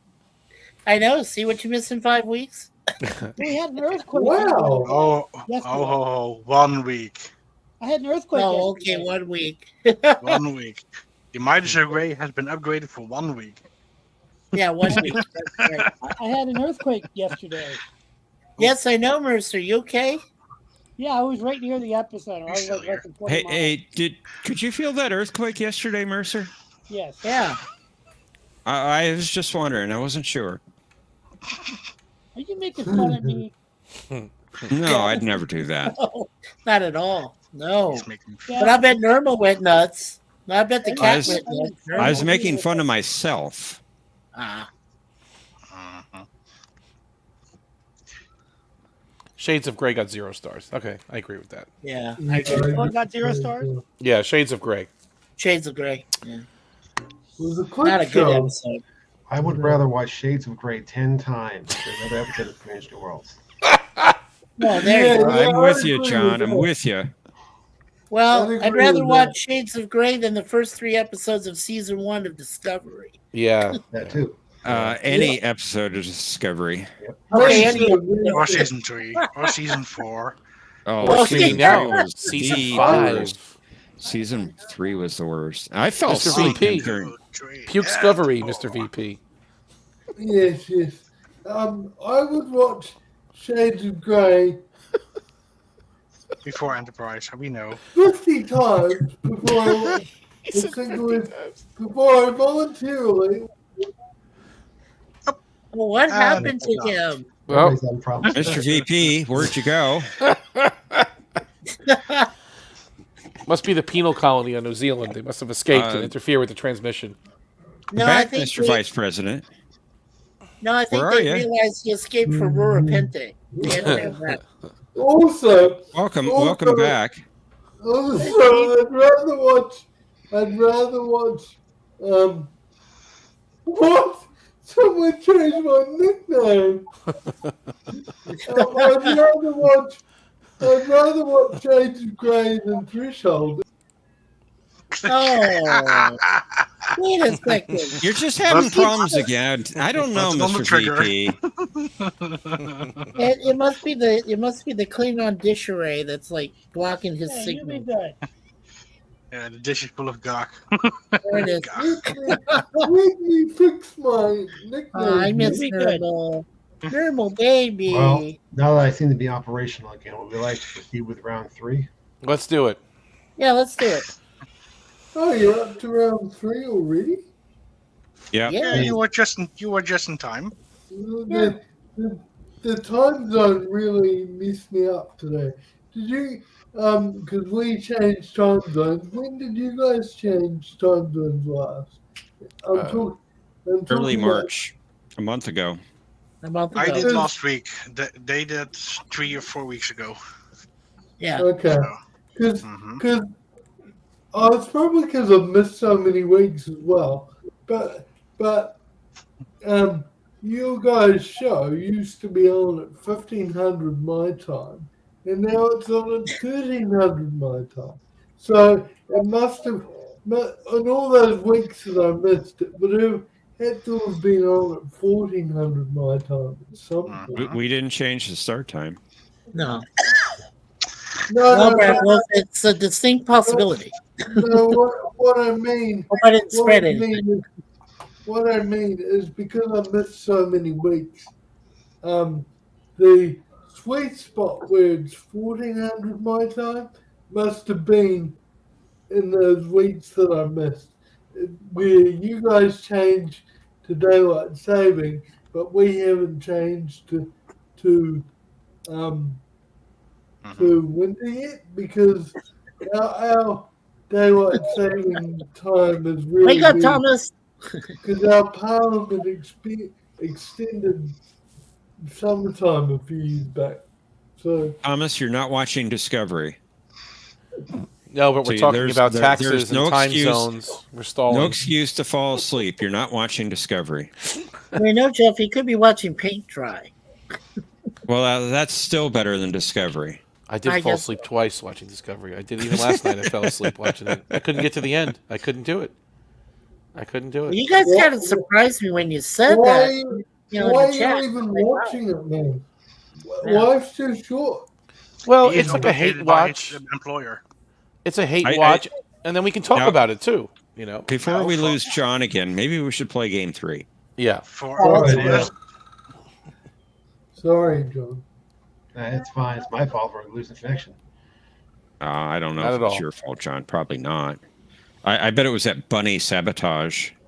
It might be a secret hacker. We'll have to be careful with that bunny. I'm back. Welcome back, Mercer. Nermal You're took my just in chair. time. Nermal took my chair. So I had to... Are we playing for player or? Sure. Unless you want to. Well, we have 2 people who haven't played yet, so I figured we just, in that case, just do the usual 3 for the last round. Okay. Very good. We'll go ahead and put you backstage, Mikey, until the chat afterwards. After party? Sure, no problem. I'm cool with that. Good to see you, Mike. I mean, you're like looking like you're just staring at the screen. I know, right? This is my cool avatar now. I'm just staring at you. It's so much better, Mikey, now that you Yeah, right. Just like that. Yeah, that's it. Yeah. You gotta squint a little bit more. Jeff. Yeah, there you go. That's it. That's the look right there. That's it. Yeah, that's the look. Screenshot. All right, John. I'll wait for you guys till you're done. All right. Well, the rest of you are ready to play. Yes. I will be right after I fix the nickname. Hang on. No, you got to get on. Your nickname's fine. I don't know who. Okay. Tuvok, I know who it is. Neelix, I know who it is. Okay. All right. Well, let's play Jeopnerdy. Good to see you, Omnicast. You too. Good to see you, Vice President. Thanks.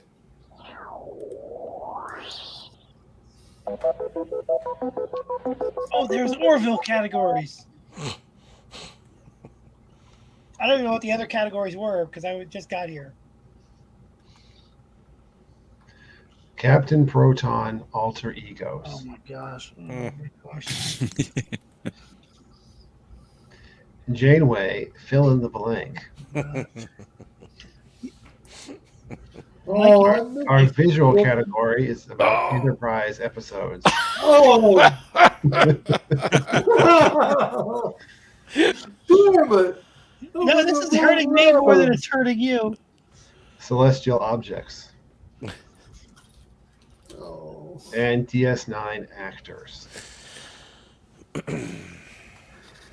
And I didn't have time to watch your Justice Diplomacy Janeway style video, so I'm probably going to lose in that category too. But anyway, never mind. All right, Omni. It is your turn, returning champion. I love these categories, but we got to do Janeway for 5. Janeway for 5. Your vessel will escort us through blank territory. That way, you can keep an eye on us. Make sure we don't reactivate our holodecks. The other alternative is we destroy your ship. What a great Federation captain she is. What is Lokiram territory? That's right. What an example, right? Textbook Starfleet captain right there, right? Perfect. She's the best. I know. Mercer. I'll take Enterprise episodes for 500, please, Alex. Enterprise episodes for 5. I'll leave those for VP. That would be the only redeeming feature. You said, what did you say? What is the 7th? Unfortunately not. Sorry. Mr. VP. Pass. Oh, come on. You know that Omni? one, Mr. VP. Pass. Shockwave Part 1. The only good thing about Enterprise is that T'Pol was good to look at. Wow. All right, Mr. VP. Be kind. It's your turn. I'm going to go with celestial objects for 300, please. The Borg awakened in the 22nd century transmitted a message to the Delta Quadrant, which used frequencies from these celestial objects as a way of specifying Earth's coordinates.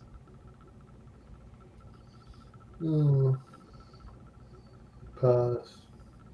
Omni? These are good questions. I think what are pulsars? That would be correct. Another Enterprise question. What a great series that Enterprise was. Fantastic. Omni, it's your turn. Life is too short to watch it. Janeway for 4. Sometimes diplomacy requires a little blank blank. What is saber rattling? That's it. Damn, she's good. Textbook. Mercer. I'll take DS9 for 500. DS9 actors for 500. Eris.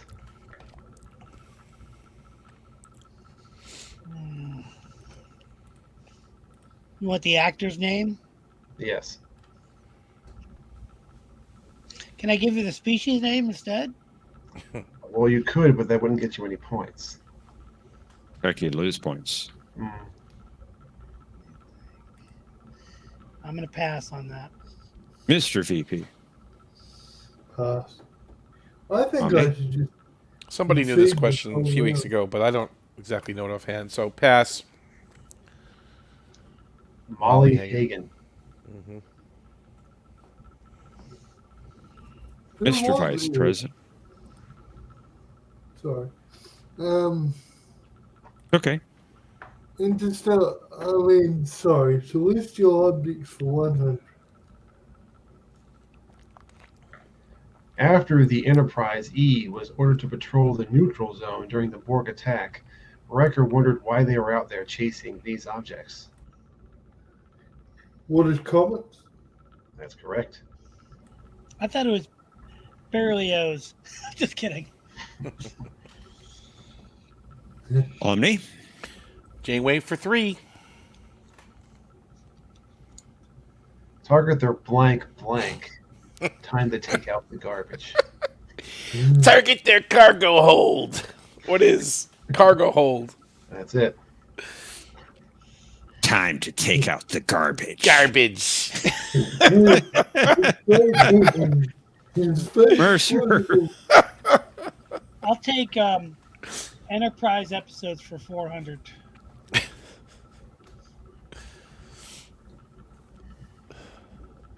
Oh, my favorite dude. This would be. I'm trying to think. No, this would be. What is that?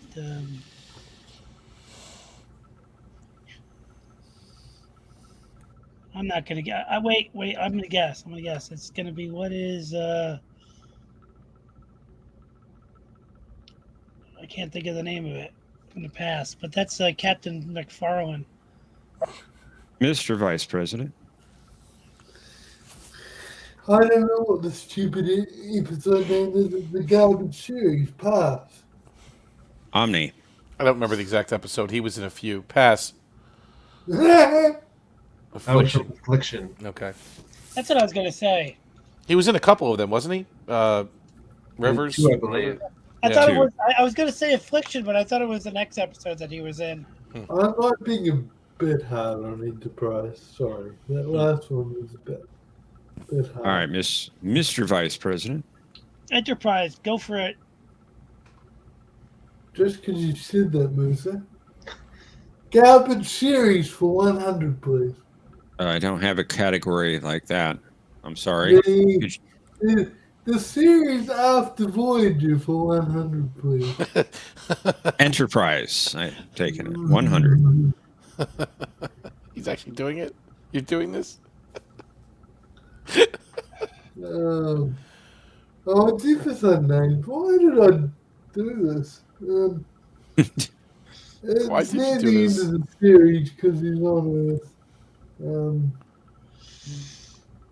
No, I can't even. I thought a 100 question was going to be easy. Pass. All right. Omni. What is 2 days and 2 nights? That's it. It is easy when you've watched the show. Fair enough. Indeed. And Omni. Did you notice the Horgon doorbells? I did not. Interesting. Janeway for 2. Blank stock. About to crash. What is ChronoWorks stock? It's about to crash.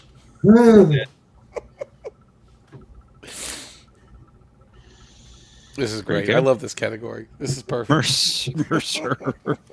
I'll go 300, please. Which category, please? The only category that's 300, which is. There are 3 of them that have a Captain 300. A Deep Space Nine. No, I'll take Enterprise for 300.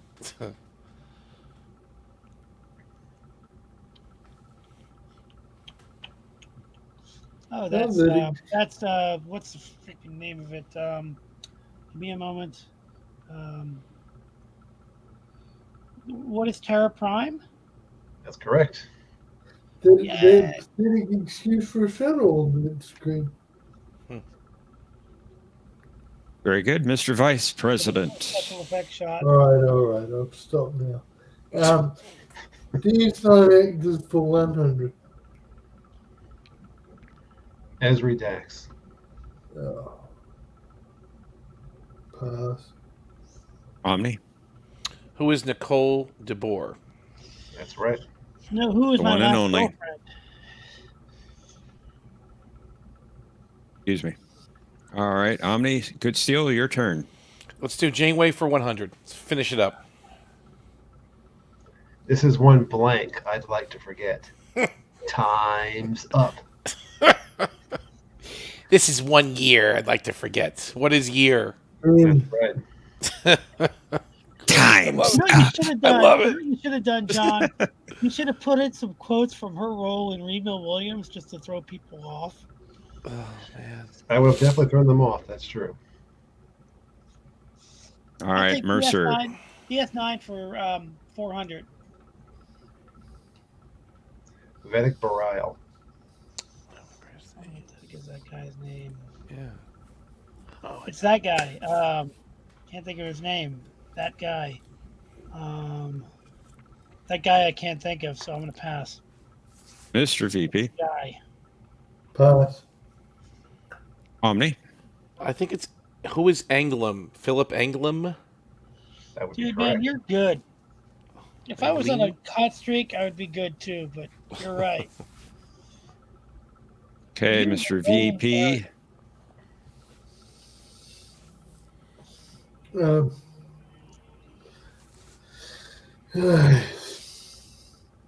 Celestial objects too, please.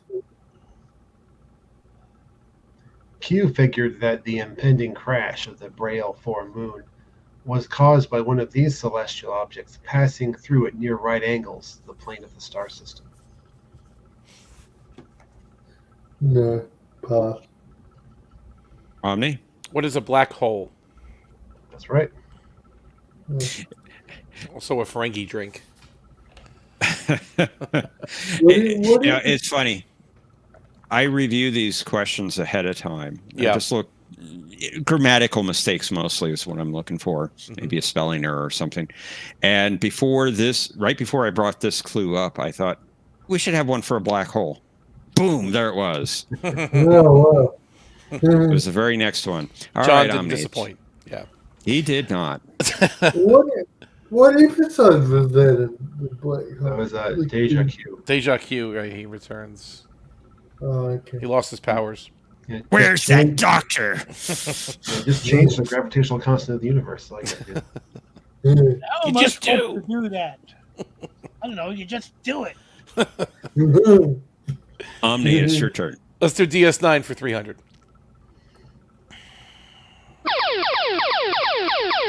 All right, Omni. You found the Daily Double. You have a substantial lead on your competitors, and you have 4,100 points that you can wager. How much would you like to bet? Let's play it safe. 100's fine. 100. Not 4,000? No, just the 100. 100, yes. Okay. Admiral See? Layton. There you go. Actually, does one. Can I get it? General if you- Haig. What was his name? Can I try to guess if just for honor points? It's Willie Robert something. Don't The one I remember. actually know, I'm not allowed to Robert Langstrom. I don't know. I forget now. Don't know. Robert Fox. No guess. Fox. Okay, well he said it, but no guess. No. Well, unfortunately, I have to say that you failed. Foxworth. Yes, it was Robert Yeah. Foxworth. He That's did right. the voice of Ratchet in the Transformers, the movie. From Oh, did he? Yes, and Ambassador of the Lost.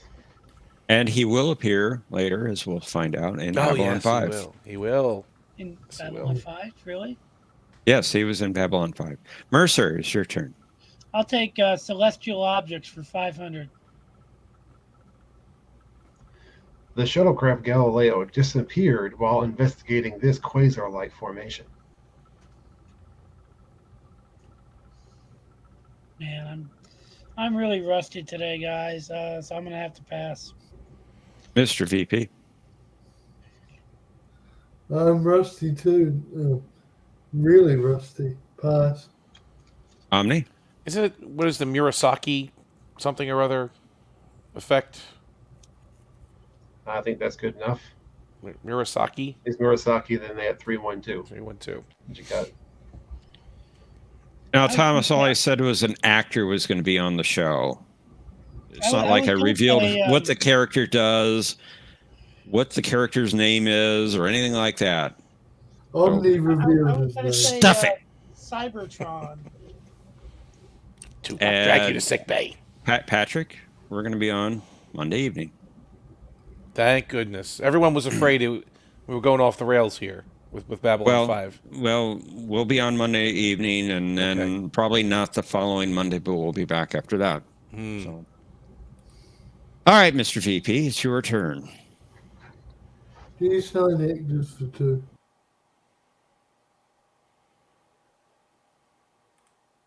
Oh. Uh-oh, we lost John again. Cassidy Yates.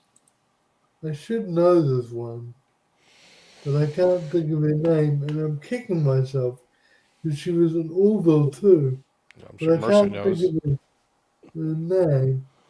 She was in 24 as well, but I can't think of her name. Pass. Omni? Who is Penny Johnson?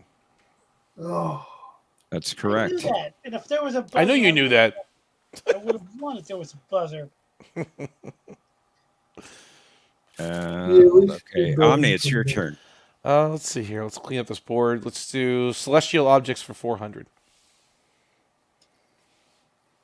After picking up Tam Elbrum, the Enterprise D's orders were to proceed to this red supergiant star, which was on the verge of a supernova.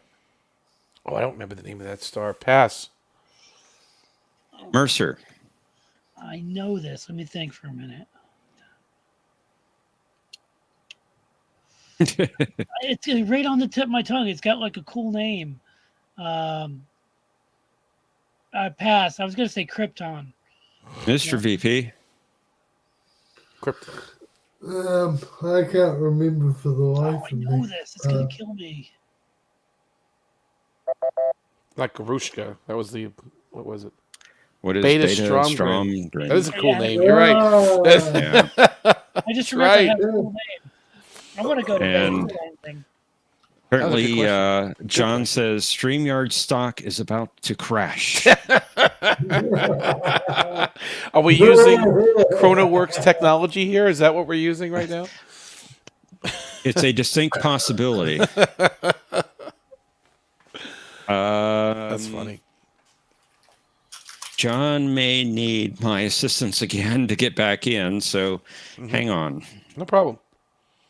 I apologize for the delay. Talks amongst yourselves. Well, yeah, I was watching Darmok, and I just love how, like, what Picard said at the beginning of the episode, that communication is a matter of, patience and imagination.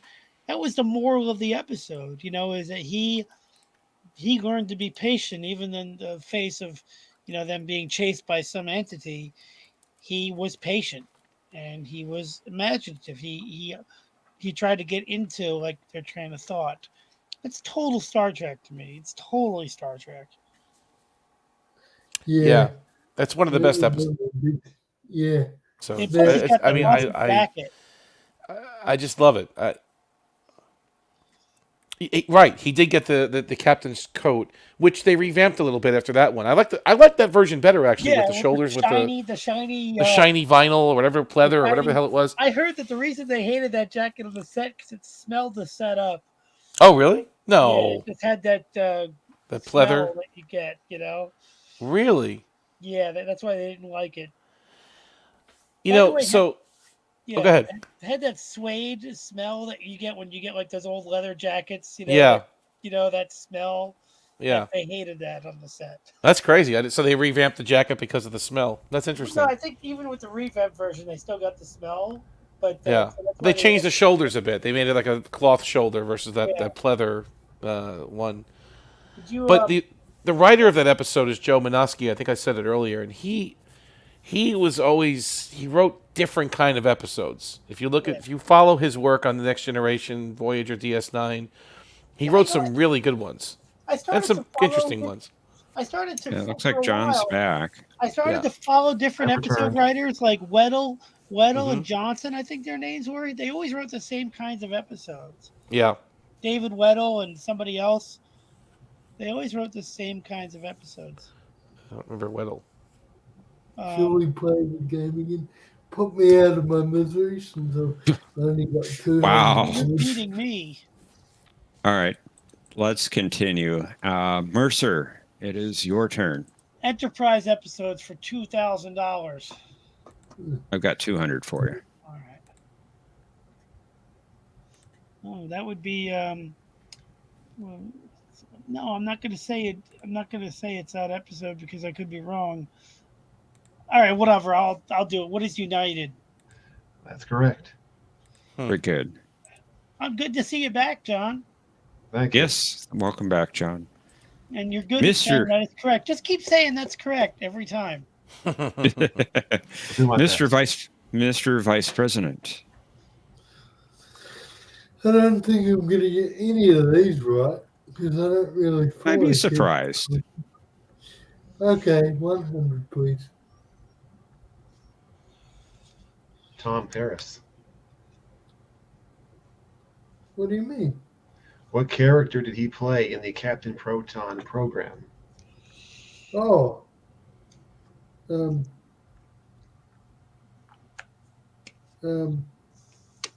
Overthink it. Not Captain Proton. It's yeah. Who was Captain Proton? There you go. I don't know who Captain Proton is. I thought surely it wouldn't be that easy, but there you go. Omni. Let's do 200. Catherine Janeway. Who is Arachnia? Oh, I knew that. Queen of the one Spider too. People. Queen of the I- Spider People. She stole the show. Yeah. I misunderstood the question. I thought Tom Paris had a whole bunch of different egos, like Captain Proton had a whole bunch of other egos, but you mean the people in the program? I get it. Oh, now. sorry about that. That's all right. All right, Mercer, it's your turn. 500. The Delaney sisters. I will accept either their collective name or their individual names. I will be passing. Mr. VP. I'm not sure, but I know that Harry fell for the wrong twin. I never know if we actually saw those characters. One time. Are you passing? Oh yeah, I passed. Omni. I'm not going to risk it. Pass. They were the twin mistresses of Mistresses evil, of Evil. or Demonica and Milicia. I don't remember ever seeing those characters on screen. I always heard them. There was talk one about episode they were in. Yeah, it was just one. Mr. VP. 300, please. The Doctor. Ah! Why do I actually know? Who was the president of Earth? Very good. Janeway was still better as Arachnia. Omni, you get the last clue. finish it up. 400. Harry Kim. Who is Buster Kincaid? Oh, I knew that one too. Wow, I Rocky should have sidekick. gone for that category earlier. Oh, well. No, I was going to say who is Ensign.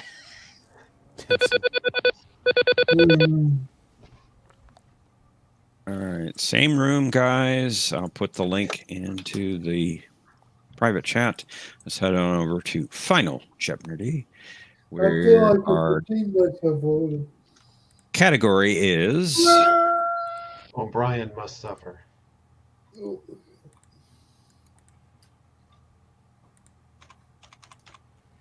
How many points do I have? Okay, let me run down the scores. Omnicast has 5,900 points and the lead. Mr. Vice President has 1,000 points. And Mercer, you have 500 points. Can I bet 501? No. No, afraid not. Uh, And in Double Jeopardy, I can bet 1,000. no, well, and not here. And I was doing some research the other day, and I found out something interesting that I told John. If I can find it real fast. Go.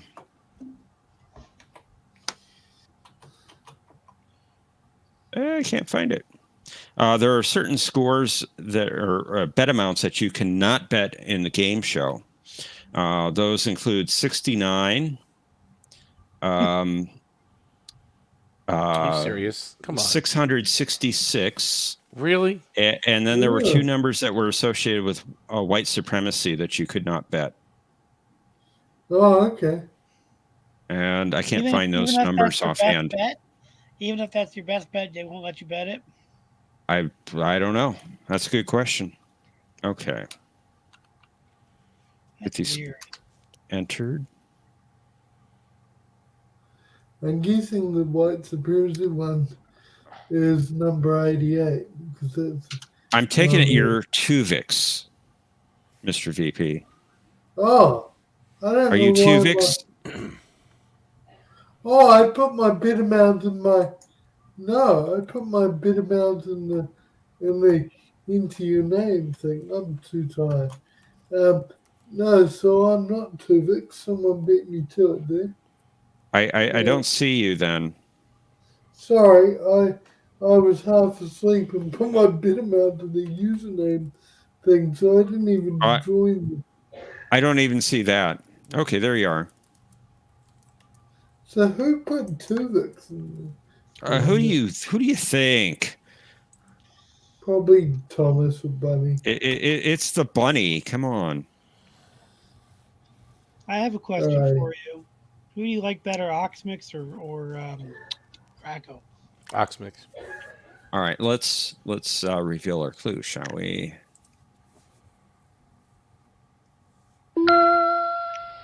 This species did everything they could to strip O'Brien of his humanity, and in the end, for one brief moment, they succeeded. But Bashir insisted that he can't let that moment define his entire life. Players, you have 30 seconds. Kapla! I can't remember the species. I remember the episode.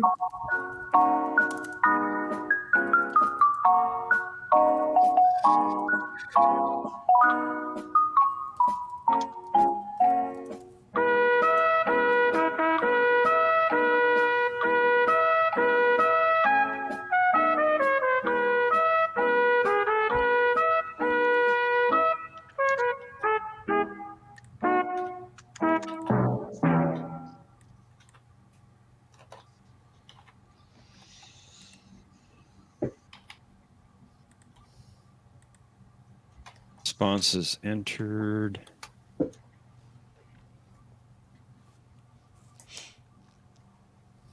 I've lost, guys. Congratulations on me. Congratulations, Omni. It's not over yet. Oh, it's And over. let's find out who the winner actually is, shall we? Mercer, you had 500 points entering final Jeopnerdy. What was your response to the clue? We're the Knights of Ren. Not quite. How much did you at the wager? ballpark, though, wasn't I? Bet it all. Yeah. I was in the right Sorry ballpark, about that. right? Sorry about that. You're down to 0 points. Mr. Vice President, you had 1,000 points. How much of that? I'm sorry. What was your response? The Jockmans. That would be incorrect, I'm afraid. I just came up with the species name because I couldn't remember. And your wager? Jackman's. Again, all of it down to 0. Like I Well, said, we have a three-way tie here for no winner. Let's find out. Omnicast, you had the lead at 5,900 points. Your response? What are the Agravi? Time's up. Well, you are correct. Very good. We're done. And how much was your wager? Good job, Omni. 1,100 points, giving you 7,000 points. And Omnicast, you are the Guess what, Omni? If we were to champion. play Star Trek Trivia in person, I think would be a better match. What was that? I'm sorry, Mercer. What'd you say? if we were in person and we were playing some kind of trivia game in person, Yeah. it might do a little bit better. Yeah, But you never you were know. awesome. Thank you. That was We fun. got to meet up in New York City. Or Anytime. Yeah, anytime you want. Cool. But these questions were excellent. They were really hard. I this didn't watch week. the first 2 games yet. Thank you. I got to watch the first 2 games later. They were good. They were good. Really, really good stuff. It was fun. I got here Very, late very fun. because I was watching Okay. Star Trek with my friend. So whomever Tuvix is in Cosmobuzz, they put in Tuvix wants justice, but Janeway did nothing wrong. So I want to know who's. That's correct. Janeway didn't do anything wrong, but I want to know who Tuvix is. Right, he's not on the roster. He's not on the crew manifest. I don't know who this person is. Whoever wrote that's obviously very confused. Yeah. No, I think that's spot on, John. The justice for Tuvix, but Janeway did nothing wrong. Janeway did nothing wrong. Yes, that I part agree of with that part of it's correct. This Well, I have to Tuvix disagree with character, that. we don't know what he's talking about. Yeah. Don't know who it is. Ah, there I am. Yay. You guys in backgammon. Hey, all. Did someone change my nickname again? And so it begins, Thomas. I can beat you guys in backgammon. What episode are we up to on B5? Is it the War Prayer? is- War Prayer, is- right? Yeah. Is next. Yes. Maybe you should do Did you- 2 to catch Yeah. up. You didn't He come won't up do to two. I don't Billy think. Mummy I don't yet, think he'll right? do 2. Okay. We hasn't come no. He's been on the show. Deathwalker. Yeah, it's been once. Oh, I'm sorry, Jeff. I wanted to see that. Episode 5. Deathwalker. The Parliament of Dreams Ah. was Well, I the can first rewatch one he it. was on. Okay. Yeah, I can rewatch it. Yeah, it's Cool. on Tubi TV. Go Oh, watch cool. it. Do you get Tubi TV in Canada? Well, I don't get it here, so I'm not sure. Yeah, no, we don't get Tubi. I was going to say Well, I no, was going to this rewatch. this is a streaming service that's free on the internet. Yeah. Oh, Tubi okay. TV. Well, Tubi TV. Okay, I'll look for it. Well, I can always rewatch your review of it too. You guys, Yeah, pause but it you wouldn't be able to watch the episode. Oh, okay. Have you seen the It's series all- before, Mikey? Mikey, What- I put what- the link for Tubi TV in the private chat. Okay. All right, I'll check it out. So I'm interested to know if it's available in Canada. Yeah, you know what? I haven't tried it yet, so I don't know. I really can't answer that question. I don't know if I have it available. I'm just curious if it is. Let me know if it works. Oh, it's available. No, I don't. I do know that it is available to people in Canada, but I haven't tried it yet on my computer. That's what I'm just saying. Oh, okay. I haven't tried the streaming service yet. So. But you You don't even have to register for it. You can just watch. We all want to Okay, know. Tubi TV. Yeah, that's the TUBI, right? Yeah. Right. Tubi TV. Yeah, the link is in the private chat. Okay, thank you. And there's Normal. There it is, Normal. Normal miss. Now I've finished. I finally finished. Oh, God. Continuum. You finished what, Mr. VP? What were you saying? I finally finished Continuum. So I'd like to talk about it if everyone has watched it. I don't want to spoil it for anyone. I liked Continuum. That was a pretty good series. Yeah, I don't remember a whole lot about it. It's been like 12 years since I've seen it, but Right. it was a good show. Has everyone else here seen it? I've never seen it. I've never either. It aired here in the States on the Sci-Fi Channel. I'll say Sci-Fi Channel, right? Yeah. What series again? It was a series called Continuum. Oh, Continuum. Few episodes that I watched on Sci-Fi. I won't talk about it unless not everyone's watched it. So Jeff, you and I can talk about it privately sometime. Okay, like I said, I don't great really remember it real well. I know, the basic premise of it, but I've only seen it once, and it's been quite a while. And Thomas Potts is asking me to tell Archer. So Archer, Thomas is really mad at you. Why? I don't know why. Just, Oh, I don't know. Jeff, I guess for not winning, right? Yeah, Jeff, by the way, I did put it in my shortcuts, so I'll be able to go right to it. Thank Okay. you. You're welcome. I don't actually know who Archer's trophy is. Who is that? Who do you think? That's a majestic hotel. That's normal baby. That's a normal girl baby. Look at her. Speak She's up, Archer. waving. I think there's something wrong with me. I can't feel my legs. Oh, it's Bunny. Oh, Bunny. Why is that? Why is Archie got a deer trophy anyway? He's a useless character. He couldn't shoot a deer, surely. His aim would be too off. Excuse me, sir. I am not a deer. I am a gazelle. I actually liked your previous. Hey, Stephen, I actually liked your previous one where you combined them together and just said justice for Tuvix. That was easy. Yeah. Then you go out and then just spread out the whole thing. I don't know. I like it the way it is right now. That's pretty good. Good job, Mr. VP. Okay, there we go. Oh, yeah, okay, I see it. The Tuvix scenario. Okay. All right, then yes, now I agree with Jeff. Sure. Thank you. No, it's just... I mean, mine wasn't very creative tonight. I just gave myself a red shirt. So. I wish I could lock my nickname so that it can't be changed because everyone misses my nickname. Remember, Star Trek red shirts are expendable. Do not volunteer to be a red shirt. Well, it depends what series you're in. I prefer to be a red shirt in TNG. Well, the gold shirts were the red shirts in TNG, right? I mean, that's that's true. Yeah. You know, the most blatant red shirt death, I think, was in TNG, even though the original series is famous for it.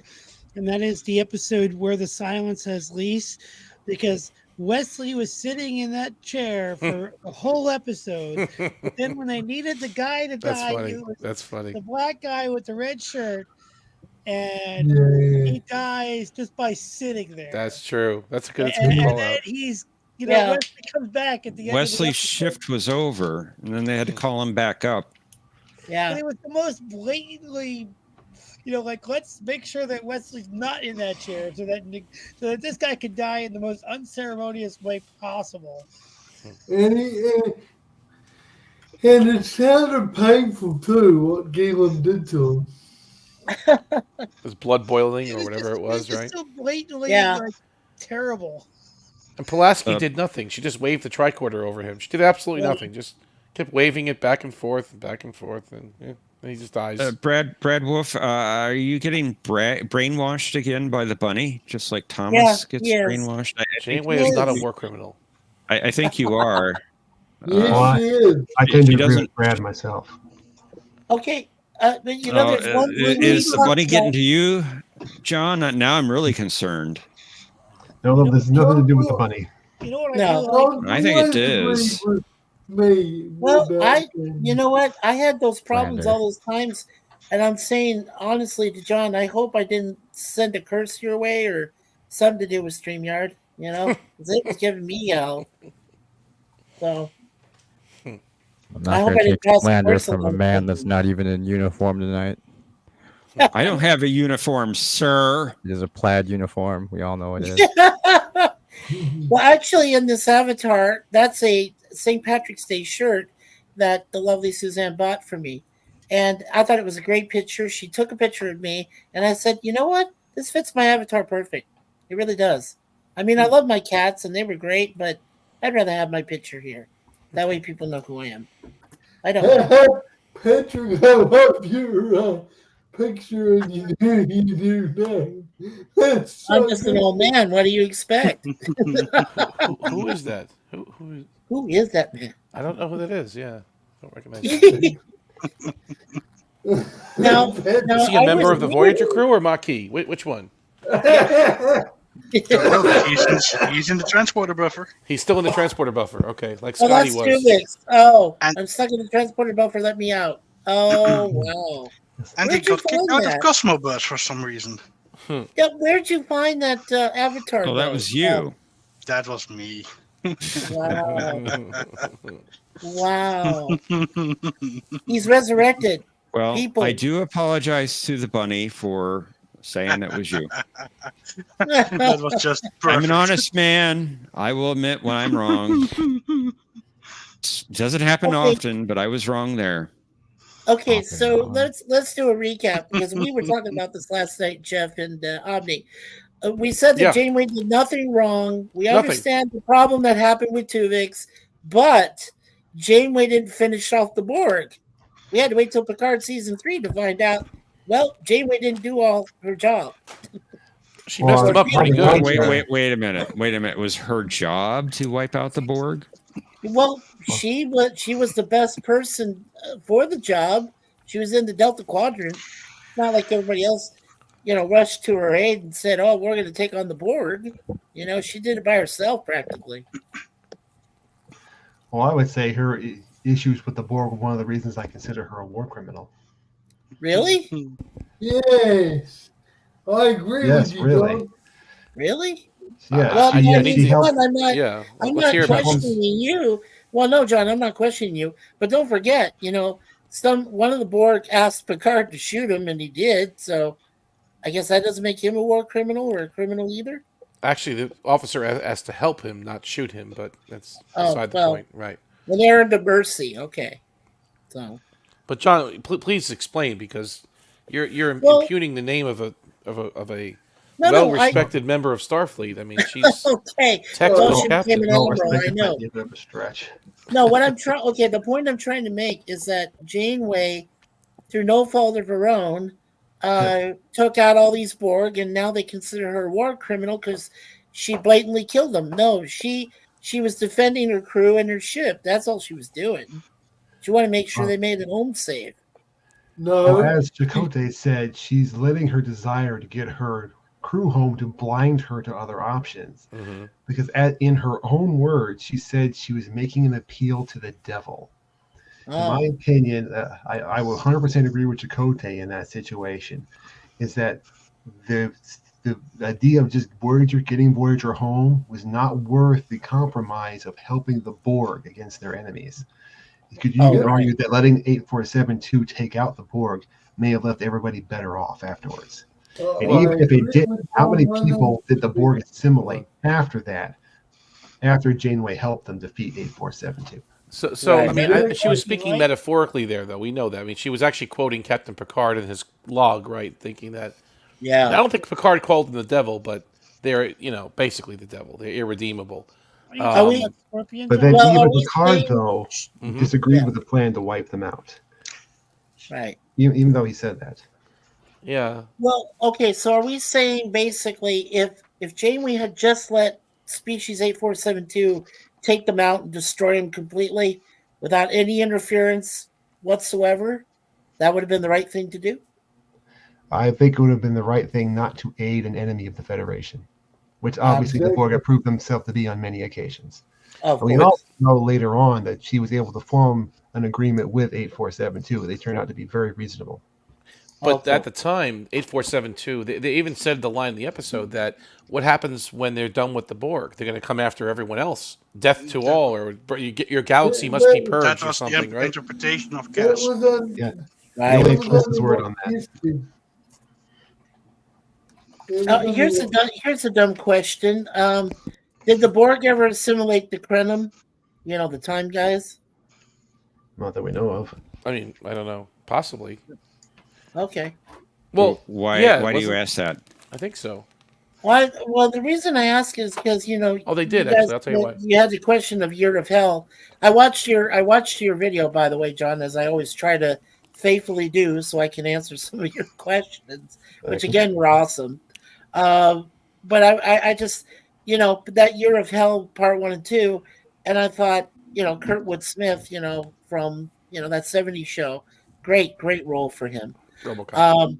But I was trying to wonder, were they ever assimilated by the Borg? I mean, they said they assimilated thousands of races. In the episode where Seven has multiple personalities, I think it's called, is it Facets? Is that what it is? Or I forget the name of that episode. Where Infinite Regress. Oh, Infinite Regress, yes. Regress. There's a line where Janeway says she was having a conversation with a Krenim scientist about time travel or something, and that was one of her personalities. Oh, I believe. Okay. But not assimilated. That doesn't mean they assimilated the entire Krenim. It was just a ship. No, a ship. That's like saying that because they were having a conversation with a Klingon person, they assimilated the entire empire. I didn't think he asked that question. Did you ask it like did they assimilate the whole Krenim Imperium? No, the question I asked was, did they assimilate any of the Krenim people? Like, I think so. I'm trying to wonder why you're asking that. I'm curious. Well, because there were many. No, the reason I asked was because there were many races that were assimilated, but there were a few that weren't, and I was trying to nail down the ones that weren't. Okay. Well, we know the Kazon weren't assimilated. They weren't worthy of it, right? Yeah, they weren't worthy. Mr. VP, I think you've been trying to say something for a while. I was just going to say that to President John DeMarco, that his assessment of Janeway as a war criminal is why I'm extremely proud to see. There he goes again. What happened? Oh my gosh, what happened to him? He's back. Interference. Because President DeMarco's assessment of the blatant war criminal is spot. Mr. VP, you got to fix that, man. Come on. You got to fix your attitude, Steve. Yeah, I think Professor is drunk with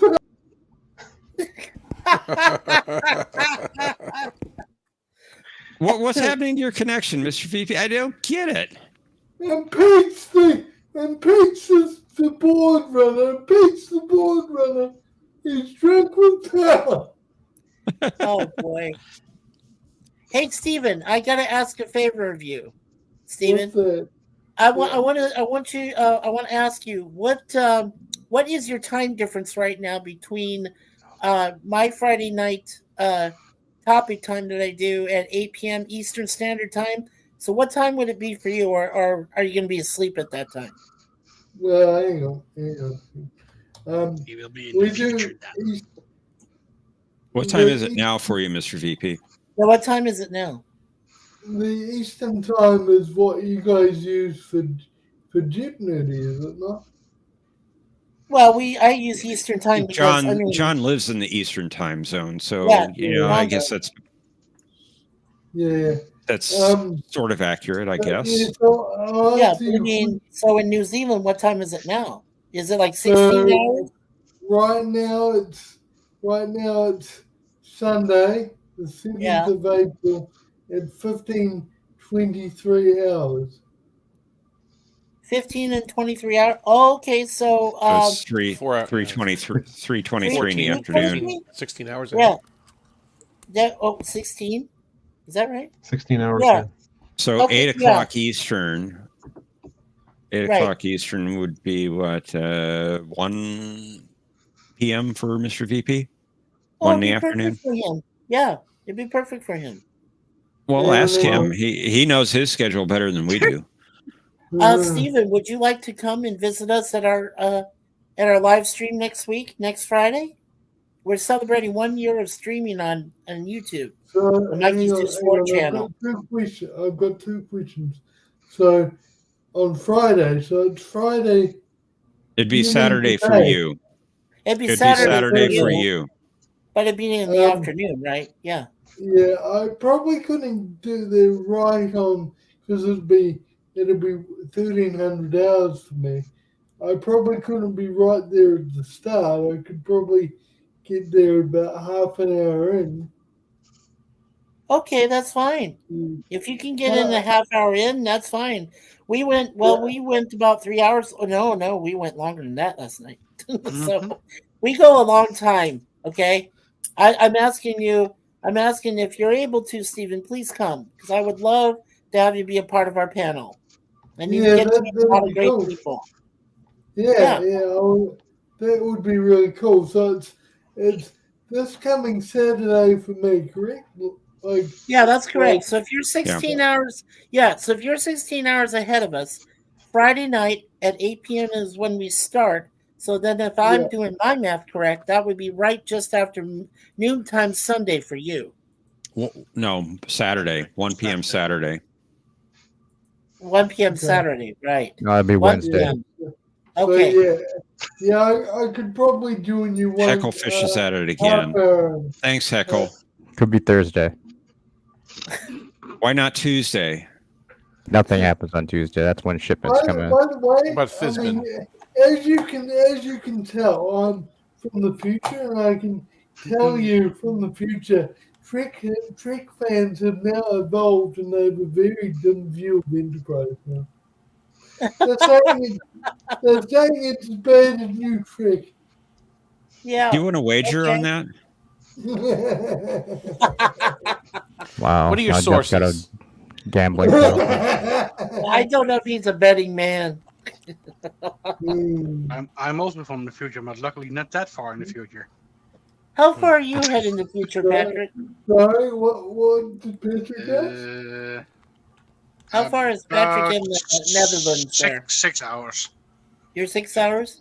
Yeah, Oh, for okay. New You York, might be it's 6 fast hours. asleep. Yeah, you Yeah. might be fast asleep because it'd be like 2 a.m. Yeah, it'd be 2 a.m. Saturday morning for you then. Nah, I could be awake if I wanted to. Patrick's a night owl. Well, that's great. Yeah, like I said, Friday 8 p.m. to Eastern. Saturday to Sunday I can do, but through the week, so Monday to Tuesday and such is a no-go. Well, like I said, next Friday, 8 p.m. Eastern. So if for you said 6 hours, so 2 a.m. Saturday morning. Sure, if you're still awake, yeah, please drop by. Appreciate that. And then, of course, for Steven, it would be, we said 1 p.m. Saturday afternoon, right? Yeah. Yeah. Yeah. Just watch on out for Wednesday. just watch out for the bunny. He'll probably try to sabotage your stream. Nope. You would? 100% No, I guarantee can't no. let him do that. I'll have bunny traps. I'll put bunny traps all over my channel. You may want to double your efforts on that. Yes, Mr. VP. I would. They'd be barbed wire with electric charges. Mr. VP. So Mikey, I've got a question for you. Was it just your computer replaced, or did you get an upgrade on your network? Yeah, if you don't mind me explaining. Sure, Steve. If you don't mind me explaining, it was actually a combination of things. For one thing, because I couldn't understand why connection wasn't holding. That was one thing. But the second thing I found out was it was a very old computer. It was like 15 years old.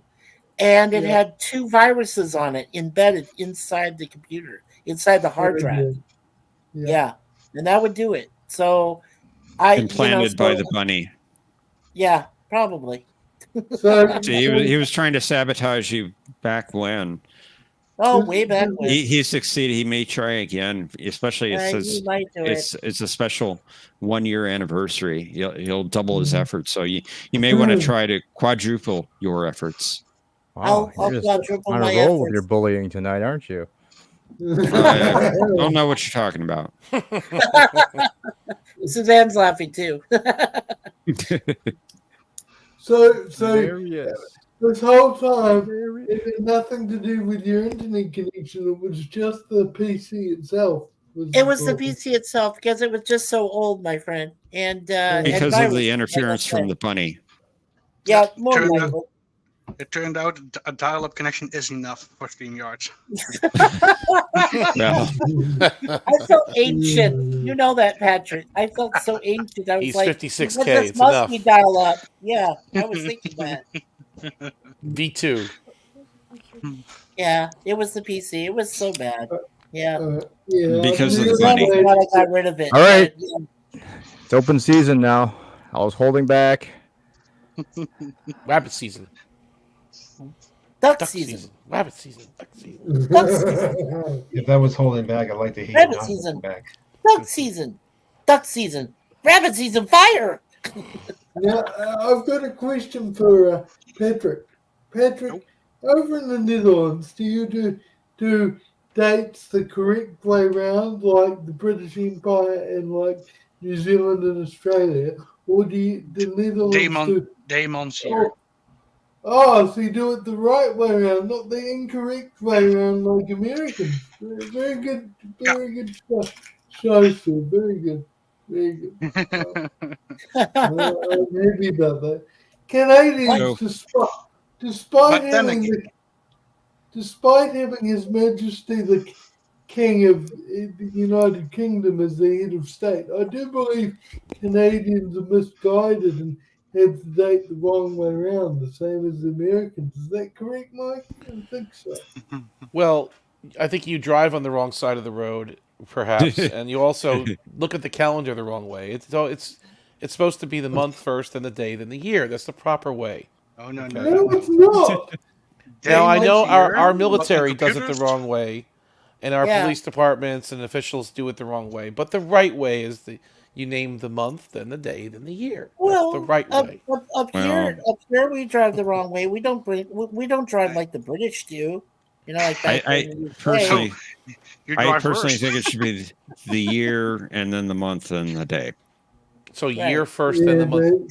That's month what I and want day. to That say. would make sense. Completely That agree, would Jeff. make sense. Because you can You know, it's sort so it funny. easily I that put a way. meme up Indeed. today. Filing I put a meme up systems like today, that. and it said, "What is your idea of a perfect date?"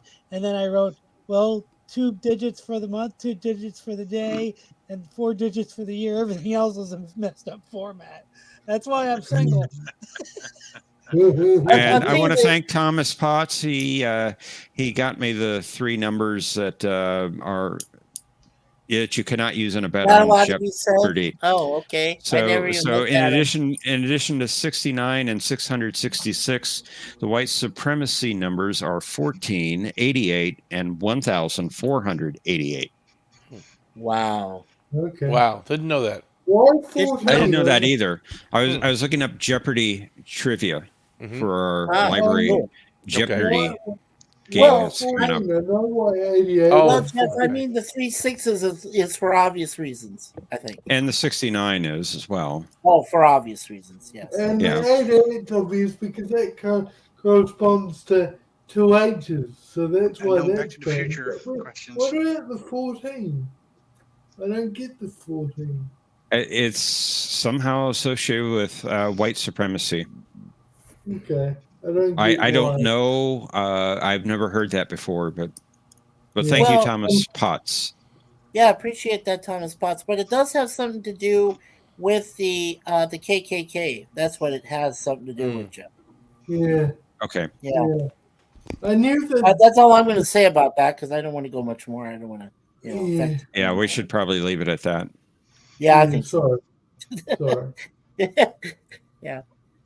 Well, you don't have any bad groups like that, do you, Steve? In New Zealand, any of those really bad groups that are like protest groups or stuff?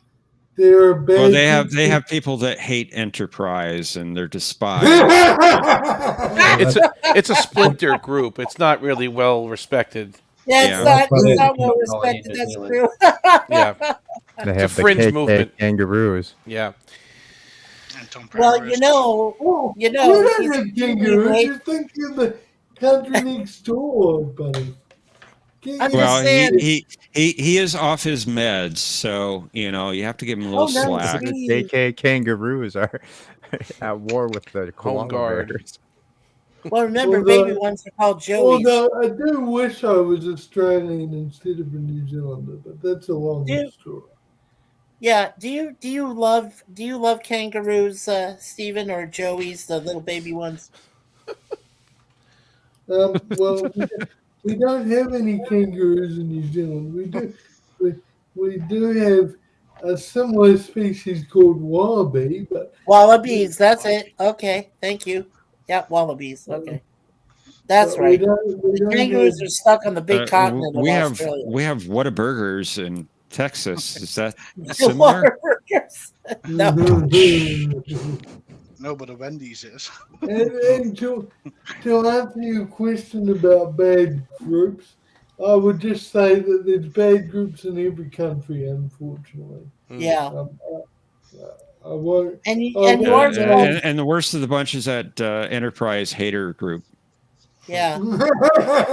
Denier. He's got a splinter faction. Well, just to be clear, I don't You know what? hate I don't He hate probably- the ship, but I don't hate the 1701. The Enterprise is great. I just hate the series Enterprise. No, Well, that's what I'm well, referring to. The sure. series Enterprise haters. Yeah, but what I was going to tell They're the Steven- worstest Sorry. ever. Yeah, but Well, what I was The going to worstest ever. I will Yeah. say that even Enterprise is light years ahead of Discovery, but as a general rule, Star Trek went downhill. You can even say it went downhill at the start of Voyager, to be honest, but it definitely went downhill and should have died with dignity after Voyager. We didn't need any of the stuff that came after. Just wrecked the whole franchise. Well, here's a Hey, good I question. like They didn't have much Prodigy. choice. Thank you very Yeah. much. Oh, Hey, yeah, Steve, here's a sorry. good question I for you. keep forgetting about Prodigy, sorry. Prodigy is pretty cheap to that state.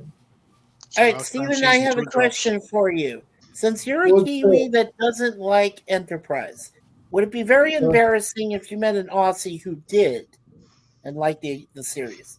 Wait a minute. He's not an Aussie. No, I said He said Kiwi. Stephen is a Kiwi.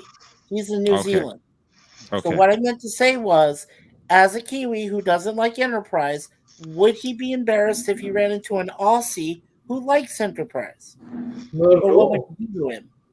That would be a That's form of my domestic question. abuse. Yeah. Bunny, What would- you need to take your meds. You Yeah. really do, my friend. Yeah. Take your meds and get some sleep, buddy. Get some sleep. It'll do you so much good.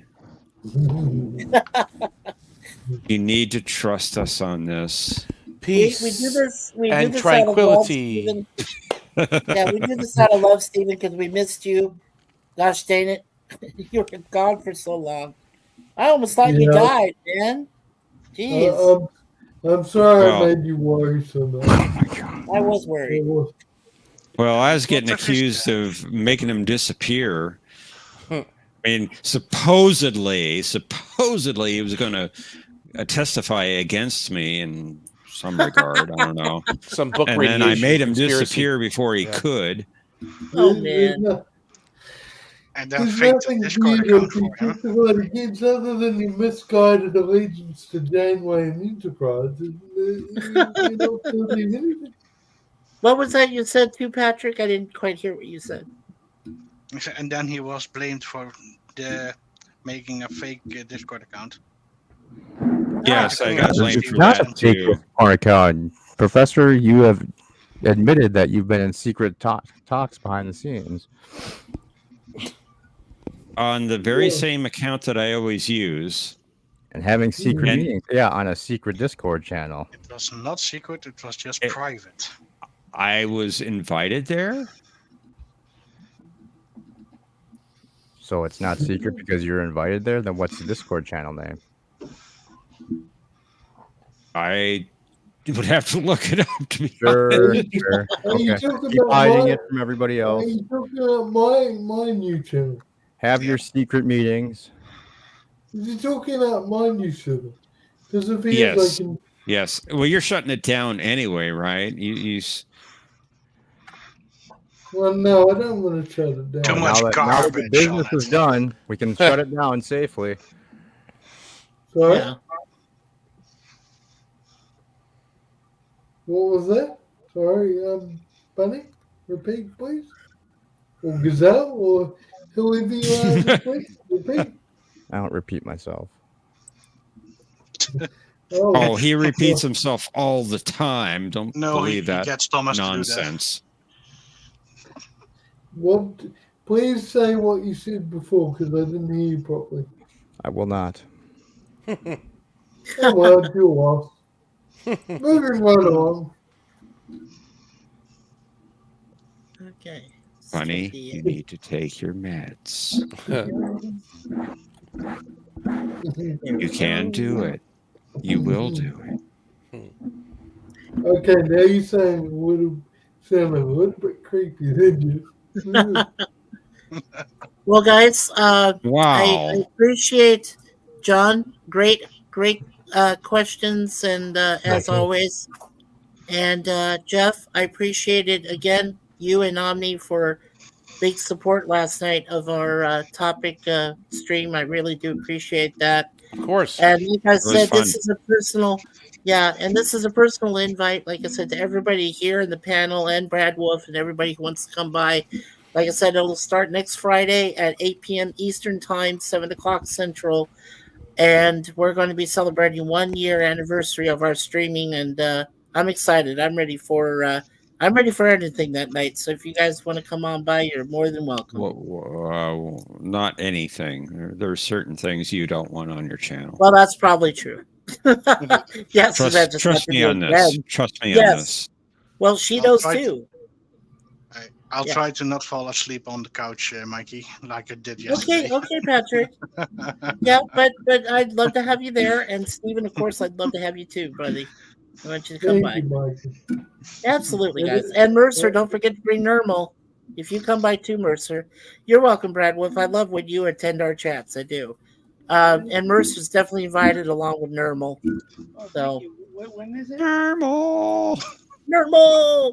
Yeah, Friday night, next Friday on the 12th. It's going to be at 8 p.m. Eastern Standard Time. I'm going to set it up like 2 days before, so we'll get it all ready to go. And what's the name of the channel? It's called Mikey Sue's 4. Okay. If you want to, Professor, if you want to leave it in the private chat, I'll find it.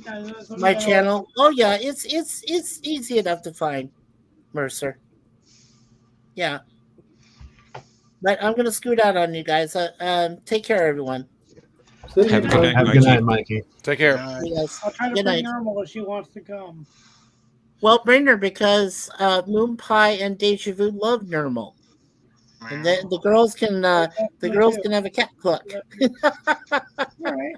They can get together and go meow meow meow if they want. So bring her on by. Take care, guys. See you later. Good night, Mikey. Yeah. Alrighty. Everyone's avoiding the elephant in the room. No one's talking about the Smash series that debuted. The series we want to smash? You mean? It's a series you may want to smash, but no one's talking about it. No, leave me out of it. Well, did you not see it? Maybe a good reason for it. Okay. Elephants. You don't like elephants? No, I don't like. Well, I'm not an elephant fan. No? Either, I will admit. Captain Jellicoe likes them. It's not that I don't like elephants. I am an elephant. You are an elephant? Let me put it in the regular chat. I've just put Mikey's channel in the private channel. Let me put it in the regular chat. What does that mean, Mikey? What is Sue's?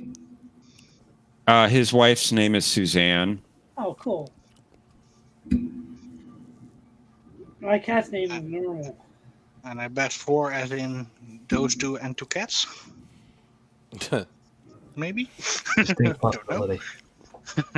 Could be. John, it's a distinct possibility. Mm-hmm. That's what he said. John, Timba, his arms wide. Timba. His arms open. At rest. Thank you. So I just put Mikey's channel in the regular chat on YouTube. Did they spoof the Tamarians on the Lower Decks? I haven't watched all those episodes. Yes, they did. They did? Okay. Yeah. They had a Tamarian crewman before. Oh, they did? Yes. That's pretty I cool. haven't seen the latest season of Bloody. Are you faking with us, Omni? No, I'm being serious. I haven't watched much of the Lower Decks, so.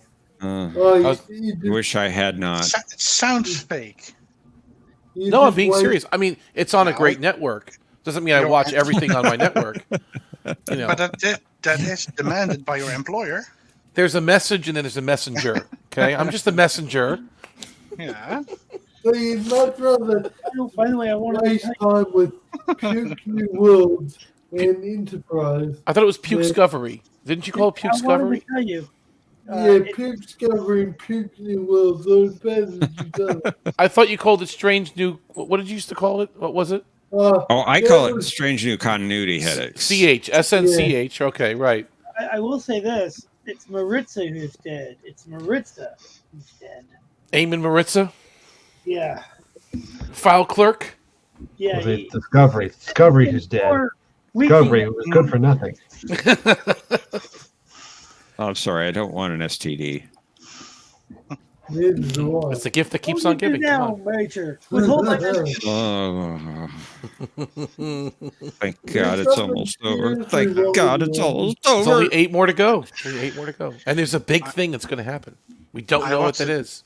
I watched the 2 episodes. We got spoiled by Jay last night. I don't know if that's a big He thing. doesn't have Patrick syndrome. Patrick syndrome? What's that? Patrick syndrome. Oh, Patrick syndrome. Okay, yes. Yeah, Patrick syndrome is bad. You know, he had Kalanora. He definitely didn't have Patrick. Kalanora, right. It's the same medication. That's right, yeah. Yeah, he take the same medication. Mm-hmm. That's great. Oh, that's a good And episode. that guy Harris Yulin killed that episode. Oh, yeah. It's classic. I know what I was going to talk about, guys. What is the time? Because I've got the. I've got 14 minutes. I don't know what I was going. He's on the clock. Yeah. Ding. 14 minutes and 30 seconds to be exact, right? Yeah. Do you guys ever subscribe to a YouTube channel, the sci-fi news called Sci-Trek? Yeah, I've seen it. Called what? I'm sorry. Sidetrack, I think it said. Yeah, I've seen it. I've seen it. But I've been some. He had an interesting reveal. Well, unconfirmed, but rumors about Orville's 4th season being renewed. Oh, which sounded really good that it was being renewed, but he also said that the network wanted to be more like season 1 and 2 with comedy, and less like season 3 with more serious. And that upset me because I liked season 3 because it was more serious. So yeah, that's the first I've heard that. Now there is the very strong rumor that has been renewed, but that's the first I've heard of that particular aspect of it. And they want Seth MacFarlane to step back more so he doesn't write them all himself, so that they get produced faster, so that there's not big gaps between the seasons, which is fair enough because actors can't stay on for that long without getting paid, and it looks like Adrian Palicki won't be back. I haven't heard any of this. I heard it was coming back, but I haven't heard any of the specifics. But I'd be really upset if it started to be more like season 1 again. I would probably stop watching it because season 1, although it was okay, I found that some of the images wrecked it for me. Some of it just pulled me out of the scenes and ruined the storyline. I much preferred it when it was more serious in season 3. So it's all rumor, and I've not heard anything. But anyway, I've seen it from 3 reliable sources that it has been renewed. Yeah, I now, heard that. take that for what back. you will. There's been no official announcement, but yeah, but in terms of who's coming back and who's not coming back, I haven't heard any of that stuff. One thing that go ahead. Sorry, to say that one thing I can confirm, I don't know if this has anything to do with it, is that the Orville was recently removed from Disney Plus and now it's just on Hulu. Oh, okay. Yeah, and I'm surprised by that because there really wasn't any announcement that it was leaving Disney Plus. That's annoying because I need to I watch it. liked it on Disney, having it on Disney Plus for New Zealand because we can't get Now, Hulu here. now I don't know about internationally if it's been removed everywhere from Disney checking. Plus. I'm checking. But it has been renewed. It has been removed from America Disney Plus. But doesn't Disney own Hulu anyway? So why would they do that? I don't understand. Disney owns. I didn't know that they own Hulu. It's part of Disney. Yeah, it's owned by the same. I can confirm corporation. all 3 seasons are still on Disney Plus in the Netherlands. Ah, Okay. Well, that's hopefully interesting. So international, doing this but we don't have Hulu, so that's maybe why. That could Yeah, be one. it might happen in New Zealand too. Yeah. And good on you for saying that, having the date the right way, Patrick.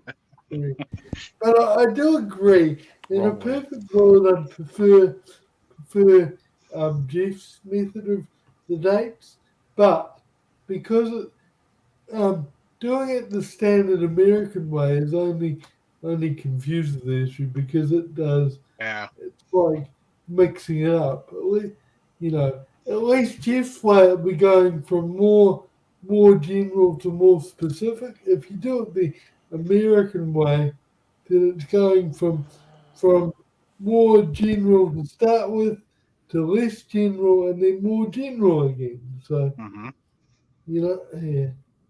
So either have it the good old Rule Britannia way, or have it this way, but don't have it in between. That's my verdict on that. There's a right way and a wrong way, and there's always a Jane way. So pick your way. Or is it insane way? So just before because we're coming up on 1600, I think. But just before I have to go, what do you guys think? If the rumor is true that they're going to take the more comedic route, would you like to see it maintain the season 3 style or go back to seasons 1 and 2 style? I think would they love should mix season 3 them style. But even Sorry, season 1 and 2. You all spoke at once. Let's take turns. John, will start with you because you're at the top of the screen. Mr. VP's in charge. You have the floor. You have 3 minutes. Go. So, John, which would you prefer? Which style? My preference would be for it to continue more like season 3 because that's my favorite season. Although if it came back more like seasons 1 or 2, I would still watch that. Okay. I do think comedy is a great idea. I think it should be like season 3, but with a little bit more confidence in the comedy. Because I liked. Sorry, Mercer. No, I'm sorry. You can go. I liked season 3 the best. I think it had the best mix of stories, and I liked the way it was made. I mean, it felt a lot like really good Star Trek Next Gen. It had that feel to it.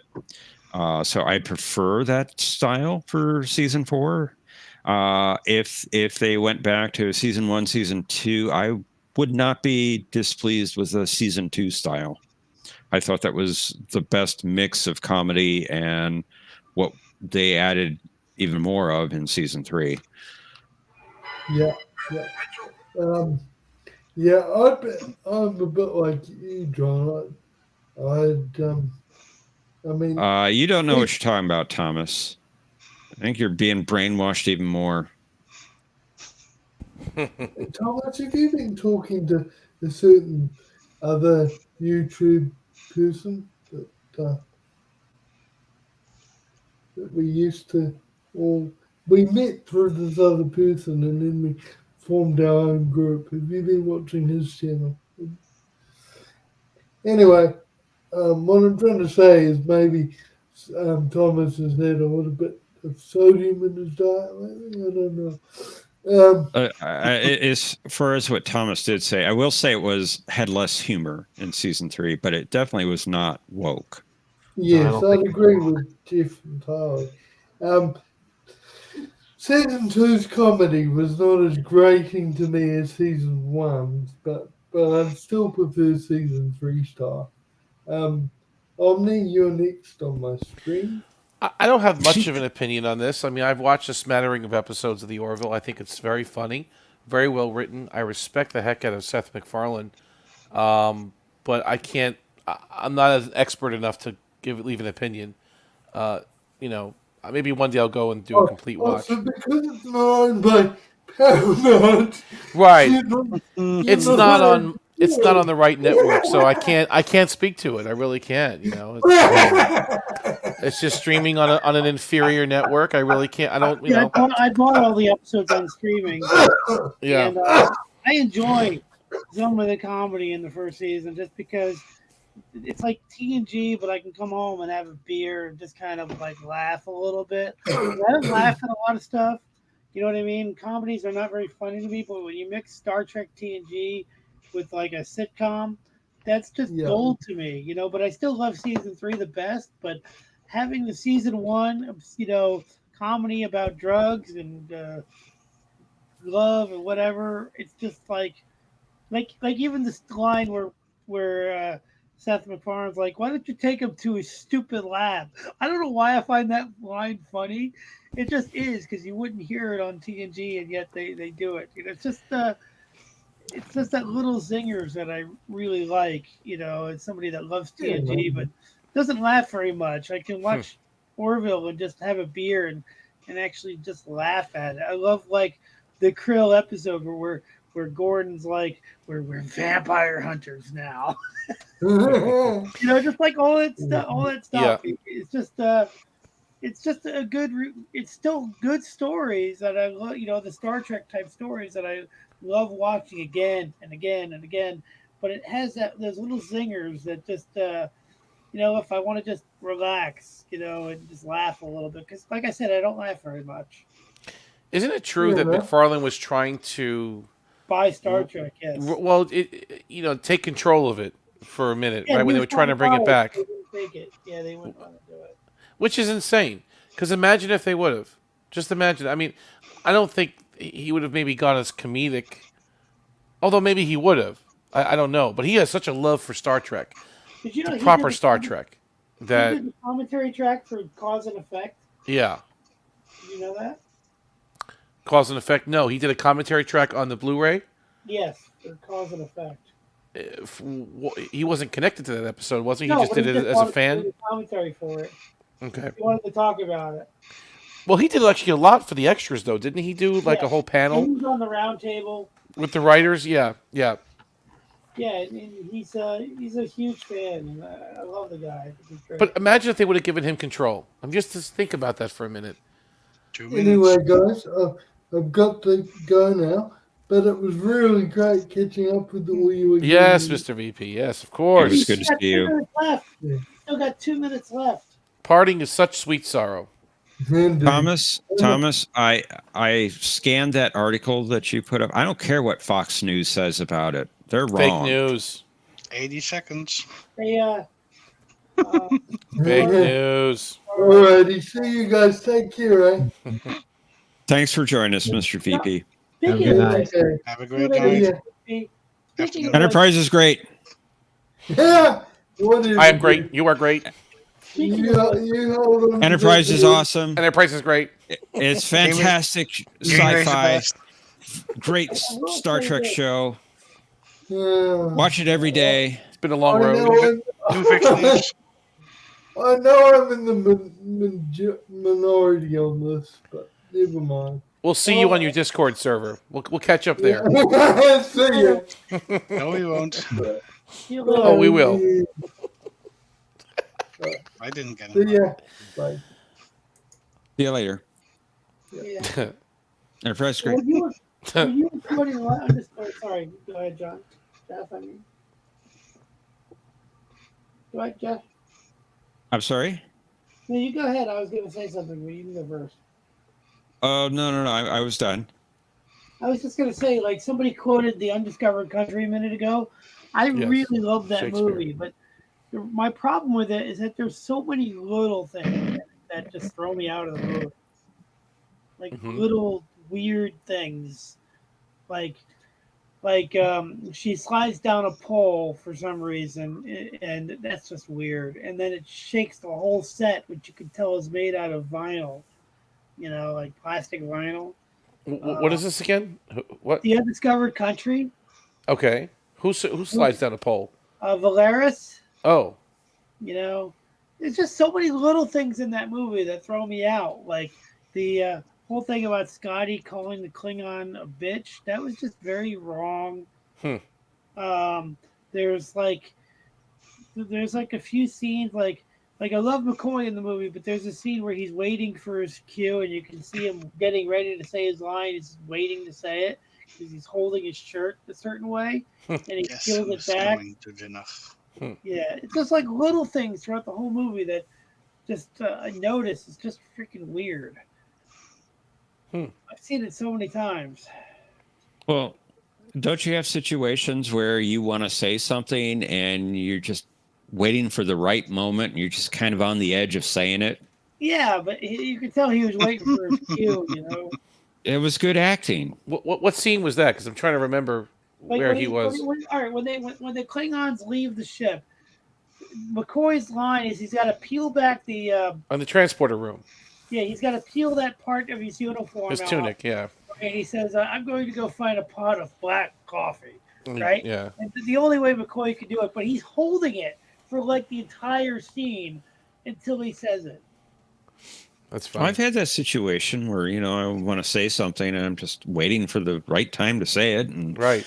I don't know. Just every time I watch that movie, I just notice weird stuff in it. Like Scotty calling her a bitch was really strange. And Burke and Samno is just a really weird subplot. Well, there were some deleted scenes, I think, that could have explored that a bit more. The reuse of the TNG sets really were kind of obvious to me, though. Thank God Mr. VP is not here. Really bad. That's true. The one shot of the Enterprise was really bad. I mean, they reused 10 forward for the president's office, and the transporter room was extremely obvious. Oh, it was so obvious, but they put curtains. That was perfect. Because I didn't see it until you said it. Oh, are you serious? What? When I mentioned it before, serious. You never saw that? As soon as I saw the scene at the theater, that's 10 forward. I mean, you could see the windows behind that sheer curtain, right? And you could see the wooden doors, the Starfleet doors, right? Now I can see it every time, but then I didn't. I just didn't. And Kurtwood Smith is playing the president, right? Yeah, that was maybe not... it was his makeup that was distracting me. It was so weird that Thomas had those guys talking about a plan, but they cut that from the theatrical version. They did, but it was on paper. Thomas, this is 23rd century, right? Yeah, it's just weird. And he has a flip chart. Come on. I looked at that article, Thomas. Seth does not say it's woke. He says it's progressive. Progressive. And I'm sorry, Star Trek has been progressive even before the new Trek nonsense we're getting now. That's very true. Especially with other Roddenberry. than Prodigy. That's very true. But that takes me out of Star Trek 6. The set reuse of TNG, it's very obvious. In Star Trek 5, it was obvious, but not as obvious. They used some of the corridors. But they didn't, like when Kirk was in that room with the steering wheel from the ship, that was like a newly built set. It wasn't a reuse of something from TNG. Oh. The engineering set in 6. That was clearly TNG Enterprise engine room. You see the blue lights, right? You see the blue lights of the warp core. It's definitely not the Constitution class. It was Geordi's office. It's Geordi's office, right? You can clearly see that. Clearly. Yeah. And the whole scene with the Enterprise from the side view, which is supposed to be an awesome shot, this looks like a model. It does look like a model. It's true. It's true. But it's still a great movie. I mean, I it's love the movie. yeah, You the know, I'll pace tell of you it's what. really good, and You know what's really a this good is thing that budget they issues, I did guess. was they actually went to a glacier to shoot the Rura Penthe external scenes. Yeah, that was great. They didn't bring the actual actors. They had No, guys no. in costumes. But what's so great about it is that it expanded the scope of the film. Like you get the sense that the film is much bigger than it is. And Absolutely. then when they cut back to DeForest Kelly and Shatner, the coloring is perfect. Like the fact that the color timing on the external shots that didn't have those guys, It's and true. then they got the color so that it looks seamless. That's so that you can't tell that they changed locations and they filmed it all. You know what I mean? It's No, it was perfect. done well. The cinematography was good. They used a different film stock too for 6 versus the other films, and this is getting real nitty gritty if you're into Oh, I love that filmmaking. stuff. But yeah, they use a different kind of film stock, a different. I can't think of the name of it, but if you VistaVision. They use yeah, VistaVision. it was something like that. It was I think they use different than the other movies, and it had a Yeah, different look to it because of that. And I liked it. I liked the look of 6 a lot. yeah. The way it's not anamorphic. There's a name I can't think of the name of it, but I don't anyway, think they use it looked really anamorphic. good. Yeah, It's it all looked in the really good. commentary. By the I think it way, is on the commentary. Yeah, I think yeah, it is. like I think Flynn that co-wrote it with him. He had this original opening where you get to assemble the crew and they all each in a different place, and hmm they couldn't afford to film it, so he just put it in one of his novels, where each crew member was in a different planet doing different things before they get to Starfleet. that's interesting. That's Yeah, interesting. like Sulu was a taxi driver on some uh, polluted planet, hmm being a taxi driver, and then they summoned him to show up for the mission. I love the bridge on Star Trek 6 because the Akutas really put a lot of work into that bridge, more than The the bridge is previous beautiful. bridges, right? More than 5, and of course 4. I'll tell There was you, no, yeah, when I went to see that, I saw the bridge. As soon as Gorkon came on the screen, my friend, and we were only in like high school or something, he comes in, yeah. he's like, a British Klingon. It was such a weird way to pull us out of the movie right away. It's like a British Klingon that looks like Abraham Lincoln. David Warner.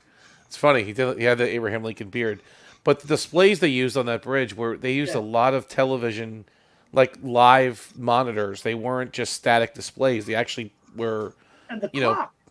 well the clock was there. Yes, the clock was there for obvious reasons. It was there, but just the I mean, bridge looked so good. The materials on it were so good, and even if you watch Generations, the B bridge was also very well detailed, and that's definitely due to the Akutas. And that's the the first television 10 minutes crew. of Generations were hilarious. What's that?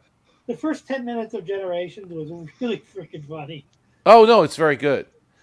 But you could see where they kind of handed off their production design to the television crew. Like all right. So for the early movies, they didn't have a TV crew; they were winging it, with the film stuff. But you could see they kind of handed everything over to the TV's people Although to make it look good, and they did. or the guy in charge of the lighting from Generations did a really good job. I thought it was overdone a little bit. I A thought little the bit. bridge was too dark, and that's Well, David Carson. That's just him. He Yeah, but likes he that wasn't the look. guy that lit the bridge. They He kind was of just had the to director. But why would they have to? Like why? What? because It's you're for taking a TV. television set basically and putting it up on a big movie screen with very high quality film, and you're going to see all the flaws So it wouldn't in hold that up. set that you wouldn't have seen on a standard definition television set at home. So those sets wouldn't have held up, is what you're saying. They wouldn't Yeah, have. so they filmed them dark so you wouldn't notice the flaws as much. See, I thought it was a choice by David Carson because he directed Yesterday's Enterprise, and if you watch Yesterday's Enterprise and look at the bridge, and watch Generations look at the bridge, they're almost identical. He has that raised center section for Picard, right in the middle, with the 3 steps up, as opposed to just Right. the flat. It's darkened, right, to almost that same level of darkness. I thought it was just a creative choice by the director. I didn't think it was done to hide the imperfections of the set, Which honestly, they enhanced the set for the movie. They put those side consoles in right on the wings of the bridge. Right, they put those little extra stations, I should say, in Generations that weren't there before, and they kind of enhanced the sets a bit. I mean, Data's quarters. I don't think they could have done anything with that. They didn't really do much. That was very dark too, very odd. You know, it was an odd choice because Next Generation was always so well lit, and all of a sudden it wasn't. It's just, It was weird. You know. Funny. Yesterday's Enterprise had 4 steps. Yes. Generations had 2. But the idea, But indeed, yeah, the concept was, if you look at it, almost looks similar, right? The darkness and the steps up. But yesterday Enterprise had the blue roof lighting instead of the white. Right. And they that was had an alternate lights in the ramps from the side consoles in Generations that they did not have in the yesterday's Enterprise. Right. It wasn't a complete duplicate. I mean, just the aesthetic. But it was styled by. Yeah. I can see it. And I did think it was cool though, and I will say this: the sunlight, the natural sunlight coming through in those scenes where they were at the Solar Observatory. That's something we didn't see much of, and we probably should have. They talk about it a lot on the commentary. Oh, do they? Okay. Lighting and who lit it. I'm trying to think of the guy's name. Alonzo something. He's the guy that lit the sets. But they talk about how the sunlight comes in. Also for Picard's ready room during those scenes too. Yes. They come in, and I like that effect. It was a little much, but I liked it. But they also talked a lot about like how they just they always thought that the 10 forward should have been filled with people, and on the show you could never really do that. So they really that's a good point. Filled they really filled that room up with a ton of people because you couldn't do that in the show. That's a really actually good point. You're right, because the ship had 1,000 people on it. That bar would be more than just 20 people in it at any given point, right? Yeah, it would have so a lot more people. And it takes a minute for Picard to find the guy because he's so many people.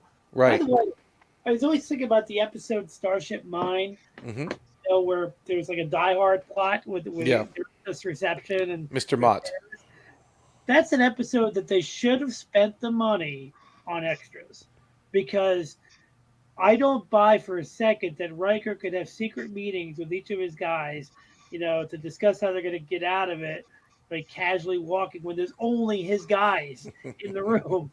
You know what I mean?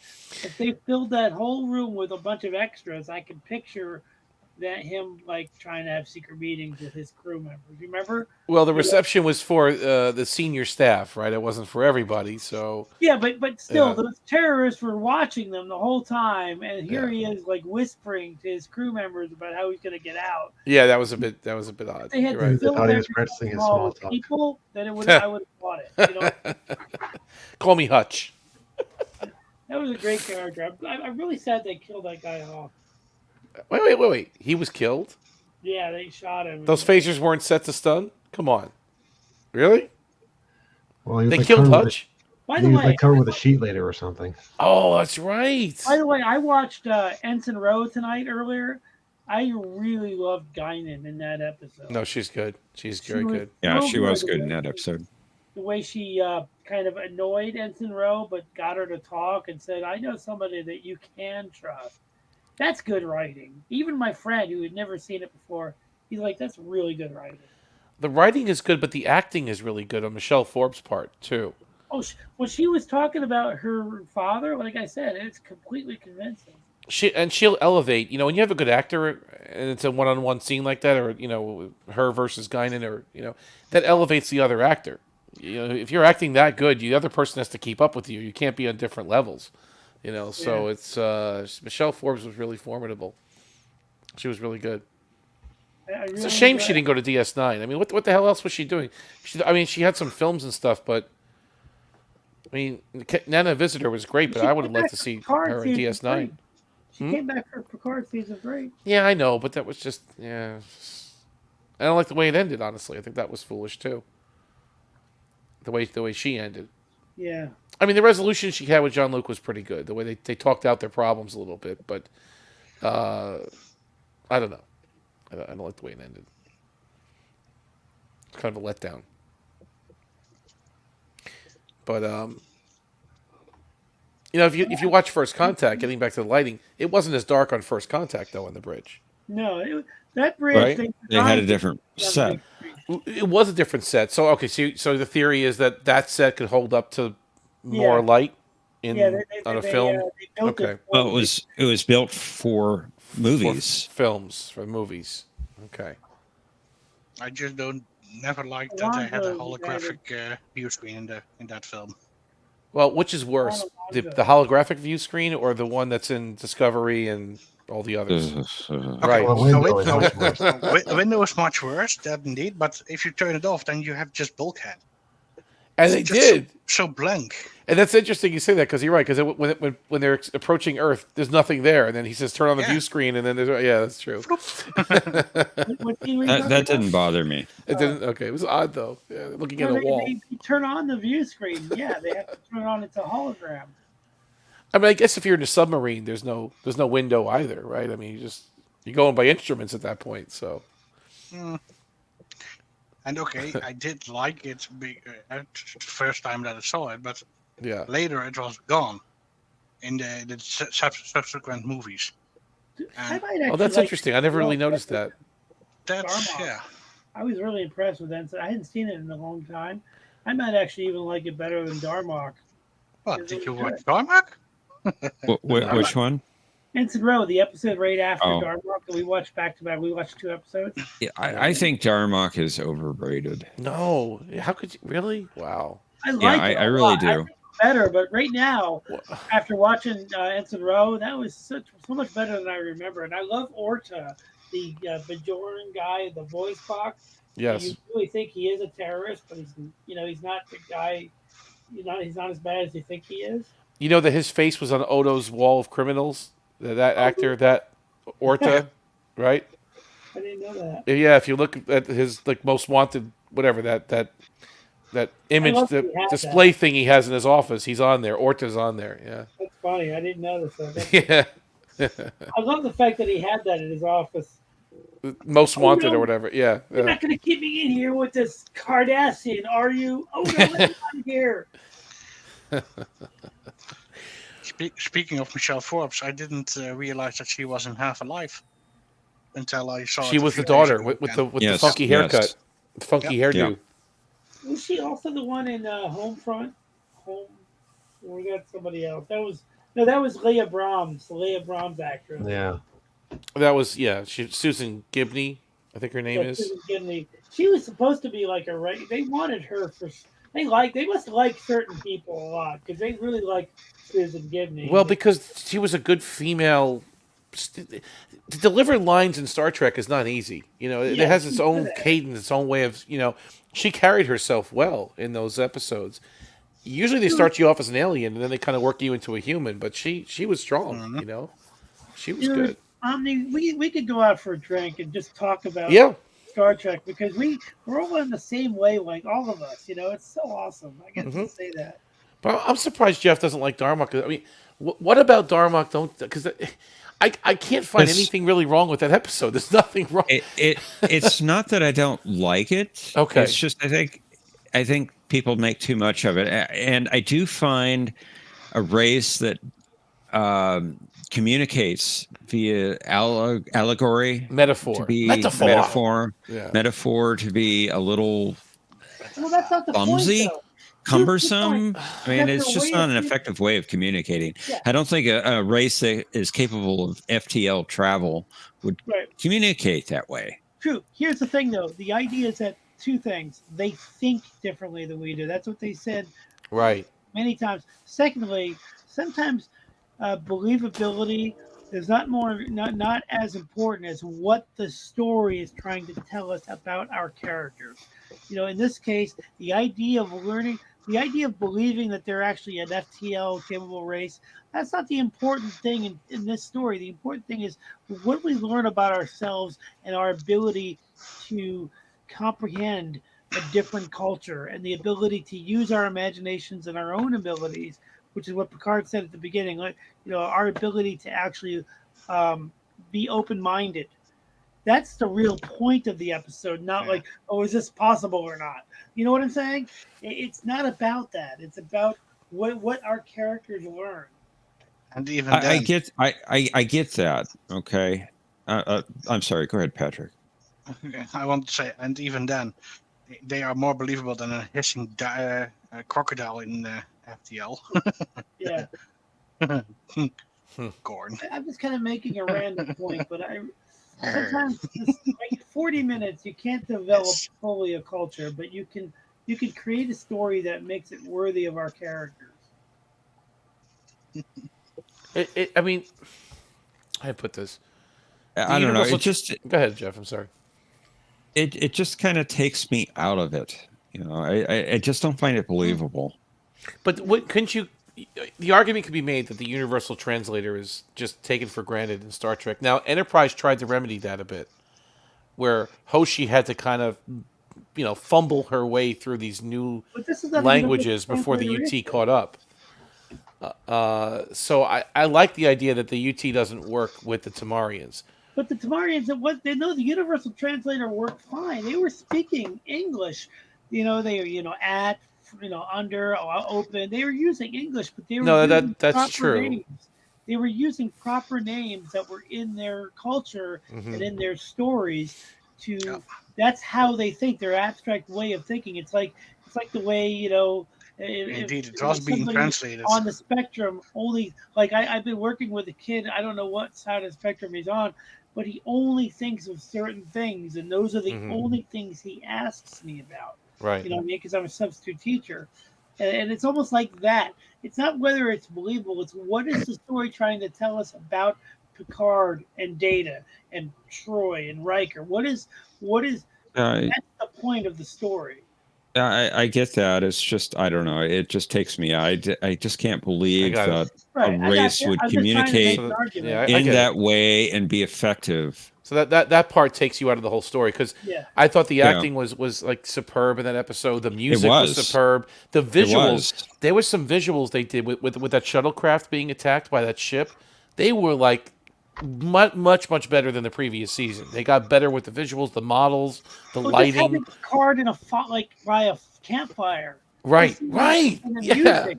Just having Patrick Stewart at a campfire. Right. Visually, I don't know why it's great, but it's freaking great. No, and Paul Winfield did a phenomenal job, I thought, as Captain Dathan. Yeah. He did. Yeah. He did. I can't disagree with that. Yeah. Red Letter Media has the prop from that episode. Yes, the head of the animal, right? Yeah, I know. And they also have the prop from the disaster episode, the costume that Fred Spiner wore, with the burnt shirt. You know what I mean? Wasn't the burnt shirt though from the Most Toys? Oh yeah, one of those episodes. I forget which one it was. I thought it was from disaster. You're probably right. They probably reused it twice. Yeah. Well, the point is, they have that shirt. In fact, the guy wears it sometimes. I know the guy, the other guy, right? Yeah, not Mike and Rich. You're right. I probably messed up the episode. No, I think they reused the shirt though. I think you were right too, because they reused that burnt shirt in that episode. So yeah. I don't know. I just and there are certain episodes of Trek that get you a little bit emotionally, and Darmok always got me there. I can't describe it, but it gets you. Like, all right, The Visitor. It gets you, right? That episode just, I don't care, man. Anyone that's had a father, okay? It's like, it gets you right there, The end of Lower Decks, when Picard signals the entire crew and you just hear that whistle, the whistle when it's for the entire crew, and he's like, we just lost a member of the crew, somebody with amazing courage. That gets me every time. And the way he just reacts to it, he after he does the announcement, he just sits there and they hold on him for like a minute. They do. That's true. That moment was good. I can't say that episode got me 100% emotionally, but yes, that moment was very good in that episode. When Ro Laren defects, right? When she leaves and Riker shows up and gives him the report and tells him. Yeah, I know. He's staring into nothing. I know that was not very reacting. Good. Yeah, he freaking kills it. Again, those are good moments. Those are good, in those episodes. I agree with it 100%. I'm trying to think of other ones that really get you emotionally. There's a few. They're few and far between, but I like his emotional, passionate speech to Erling Hoff Rasmussen. That's a good one. You know, there's a when Wesley in the First Duty, right? The other wedding room speech was a good one, right? Yeah. Well, I thought the end of The Offspring was very emotional. Oh, of course. Absolutely. Oh, yeah. That Yes. of course will get you. For 100%. somebody to give their child to the state. Man. No, the death of the the concept, but also that was very tough to watch. That I also like Family. When the when he oh and his yeah, brother, yeah, you're right. came to blows. You're right about that. Mm-hmm. And even the Little Wharf story was interesting. But no, that was the whole episode was good. And that episode, they what was it? Ronald D. Moore had to sell that to the producers. The producers didn't want to do that episode. Which one? Family. Oh yeah. Because the ship went nowhere. The ship did nothing. There was no alien of the week. There was just nothing. It was just them exploring, the after effects of the Borg, and them kind of do that. That was a good call. It was a good call, but for the time, it was revolutionary because every episode was a self-contained story for syndication. If you just play Family out of order, right? Just play it. So let's say you play a season 1 episode and then you play Family. Is it going to make sense in the you know what I mean, in a self-contained story? It did, obviously, but you kind of need to see the best of both worlds first and then deal with that, right? Yeah. I love, even, I think episodes like The Enemy and The Defector are solid episodes where Picard gets to be the captain and do captain stuff. Also, The Survivors, where he just figures out he doesn't figure it out completely, but he seems to be ahead of the game a little bit compared to the rest of the crew in terms of knowing that there's a deception going on. Yeah, those were in the first half of season 3. Yeah, and there was a shift going. Yeah, there was a shift going on where they were focusing on the characters instead of plot. True. Yeah, I thought Final Mission was a good episode. I think a little underrated, too. Oh yeah, that's a good one. I thought the way that they shot that. I'm going to go from a technical standpoint again. I'll start there. The visuals of that shuttlecraft. And in fact, the Enterprise had that B story where it was towing that garbage scow. Yeah, I like that episode. Yeah, there were some amazing visuals in that one, and I like the whole desert crossing thing, the Lawrence of Arabia kind of, I just like the way they shot that. The story with Wesley and how Picard and Wesley weren't going in the direction of the arrow too well. They were kind of going a little bit off to the left. But dude, I just like seeing Patrick Stewart. Even when he's telling, he's in the holodeck and he's telling, what's his name, Moriarty, that they can't leave the holodeck. And yes. Look, and he throws. Just seeing Stewart do almost anything is just awesome.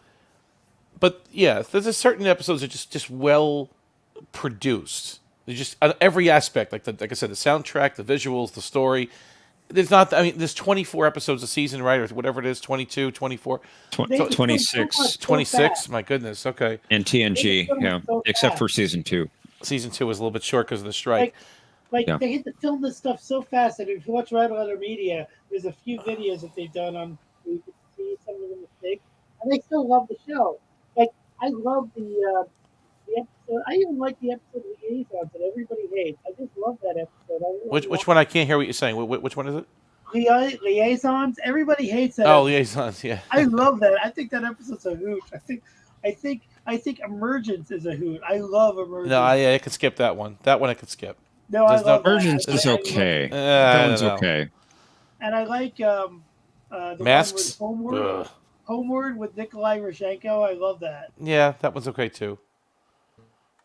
I just do. I don't know why. I love, the sign of LaForge. Sign of LaForge.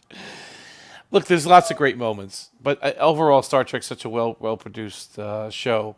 Oh yeah, I know what I was gonna mention. Seeing Picard on the Constitution Bridge during Relics was just a weird sight. It was cool.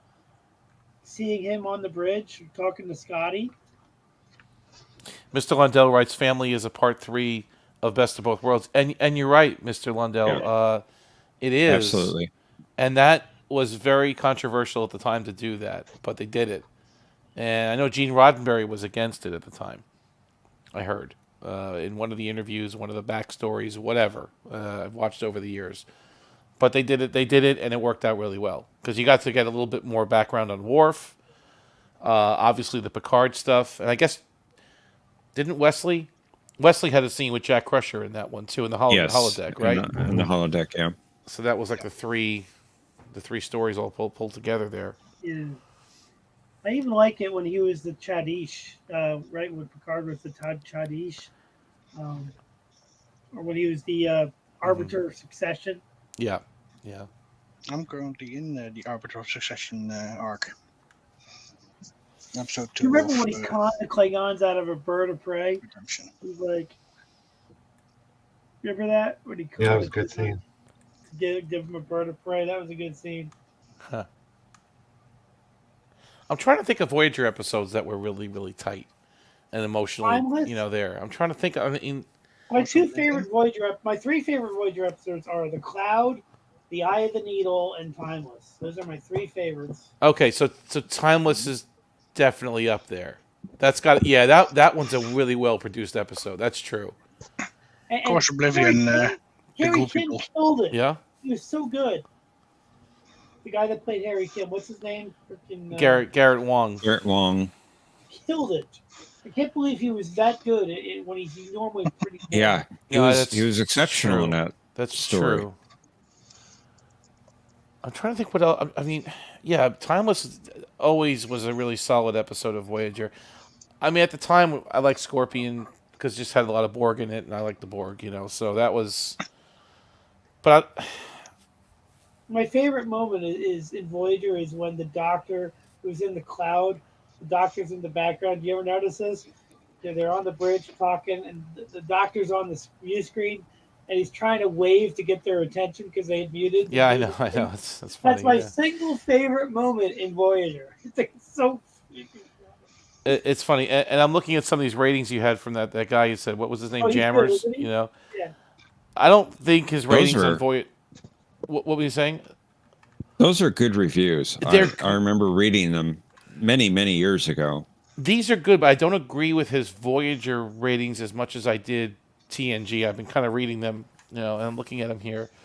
I liked one of the other Voyager episodes I liked was Someone to Watch Over Me, where the Doctor and Seven kind of have that little, not relationship, but the Doctor's, unrequited love, I suppose, and that was always a nice episode. I liked that one. Didn't cost much. Wasn't a lot of space battles and shooting, and I thought it was really well done. I tended to like the episodes. What's that, John? I tended to like the episodes with the Doctor a lot. They were some of my favorites. Yeah. Dude, I even like Allegiance. I mean, I'm an Allegiance fan. That's the one where Picard is replaced by a freaking double. It's so cheesy, but I love it. And he starts doing drinking songs. Yeah. I even like the one with the devil, I like Devils too. Ardra? That was fun. So that was a cheesy, fun but I love it. episode. She was a good actress too. Whoever that was that played her, she was good. It's funny that guy that plays the leader of the people, his character's name was Akash Jared. He's Yeah. a little dweeb-looking guy. Well, this guy I work for sometimes, he looks just like him, and his name is Jared Acosta. That's funny. Weird. One of those weird quotes, and they look very similar, and they're kind of like very similar looking, just talking people. Mr. Lundell says that Futures End 1 and 2 from Voyager were pretty good episodes. I thought they were pretty good. I mean, it had their problems, obviously, but we got some good one-liners out of Janeway there. I mean, that was... Yeah. Oh, yeah, your category for Janeway with all her kick-ass lines. That was the best, John. Great. That was absolutely the best. Kick-ass lines. How about Death Wish? Death Wish was a good episode. Yeah, I really like that one. What I like is the concept of what the Q society looks like to an outsider when they went there. Oh, the road. The empty road with Yeah, the gas that's true. station. They were just bored. But even putting that part of it aside, it was just a lot of dialogue. It was a lot of exposition. It was a cheap, courtroom kind of drama episode, right? Or it was a little bit of that. I mean, It was interesting, and they didn't spend a lot of money on that, but they did. It was good, and John Delancey was good in that one. And the other guy, what's his name? Graham or what's his name? I think Garrett Graham. Something Is like that is that his name? The Quinn, guy who Quinn, played Q2. Quinn. I mean, the second Q. Quinn is his name. Who played Quinn? Yeah. What was his name? I don't know. I can't remember his name now. Did you He was like really good the though. Drumhead? Well, the Next Generation, the Drumhead. Yeah. I still like the end of Pathfinder. Keep a docking bay open for us. That's true. That was a good one too. You're 100% right. That was at the end, especially. Yeah. That was a good line. Because you're right. And because also the Admiral with Paris. Because for 5 years, Janeway did not talk to Earth. That there was nothing there, and then they finally got a signal through, and it was emotional. You're right. At the end, it really was. Yeah, that's a good point. That was a good. Yeah, you're right. A real emotional ending, I think, from Voyager is Real Life with the Doctor's hologram. Oh yeah. Yeah, also very good. Yeah, that was powerful. So I watched Strange New Worlds with Kirk and the young Khan, and I was just Strange New what? God. Did you see it where they had Kirk? And No one's going to admit to seeing it here. So I think you're barking up the wrong tree, buddy. I've tried. It's not working. Technically, I've seen everything. Just not re-seen everything. I've seen it, and I wish I hadn't. Sorry. Mr. Lundell says the Ultimate Voyager episodes were Year of Hell 1 and 2. Yeah, I thought they were very good. Time's up at the end, absolutely. But speaking of things that we saw that we didn't see or didn't want to see, I'm glad that I got to go to Ghostbusters after I watched Discovery 1 and 2 of season 5. Oh, you went to the movies? Okay, that's good. I plan to go see it Monday or Tuesday. Perfect. If the weather is bad for the eclipse, I'll go to a dark theater. It's Monday, the eclipse, right? Yeah, it's Monday. That's cool. But they're calling for cloudy skies here in Texas, so I'm sad. What time is it on Monday? I think it's in the afternoon, like 1 o'clock. Well, at least over here in New York, I don't know. It's moving. In Texas, it's like the totality anyway near me is about 1:30. 1:30, yeah. And they say from where I am, I'll see about 90% eclipse. I won't see 100. It's like 97% where I live. Where you are, you're on the line, right? You're close to I'd have to drive a good hour and a half to get into totality, but Texas is a huge state. I know. I've been just, it never ends. You just keep driving and driving and driving and it just keeps going. I know. It took me a whole day to drive through Texas. Oh yeah. It's huge. I think I drove to McAllen one time from what was it? Dallas or Houston? I don't know. It just took forever, man. It just although Pennsylvania takes a long time to drive through too. That's a state that never ends.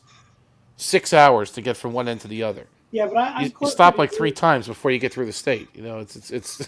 I'm closer to you than I'm right near the east part of Pennsylvania. I'm right near New Jersey, so it'd be easier for us to meet. Like, where are you in New York City? Yeah, I have. Yeah, my wife has family in New Jersey. I stay there often, but I also have a house in New York City. Where in New Jersey? Northern Jersey. I'm near Hackettstown. Oh, Hackettstown. Yeah, sure. That's out. Yeah. You're on the western part of New Jersey there. Yeah, I used to live in Hackettstown. I sometimes work there. Now, are you near Hackettstown when you go to New Jersey? No, closer to the city. Oh, okay, but you know where I am though. I do. I know where Hackettstown is. Yeah, I've been down there before. Yep. Yeah. It's Hunterdon County, I think, right? No, Warren County. Oh, Warren County. Okay, yeah. So, so I've driven all over this country. I've driven from one end to the other. You know, and that's one of the experiences I think I'm glad I've done. Yeah, you've driven. It's such a beautiful country. It really is. You've driven from one side of this country to the other. Have you ever driven? Anything that'll make you believe that one all-powerful force controls everything?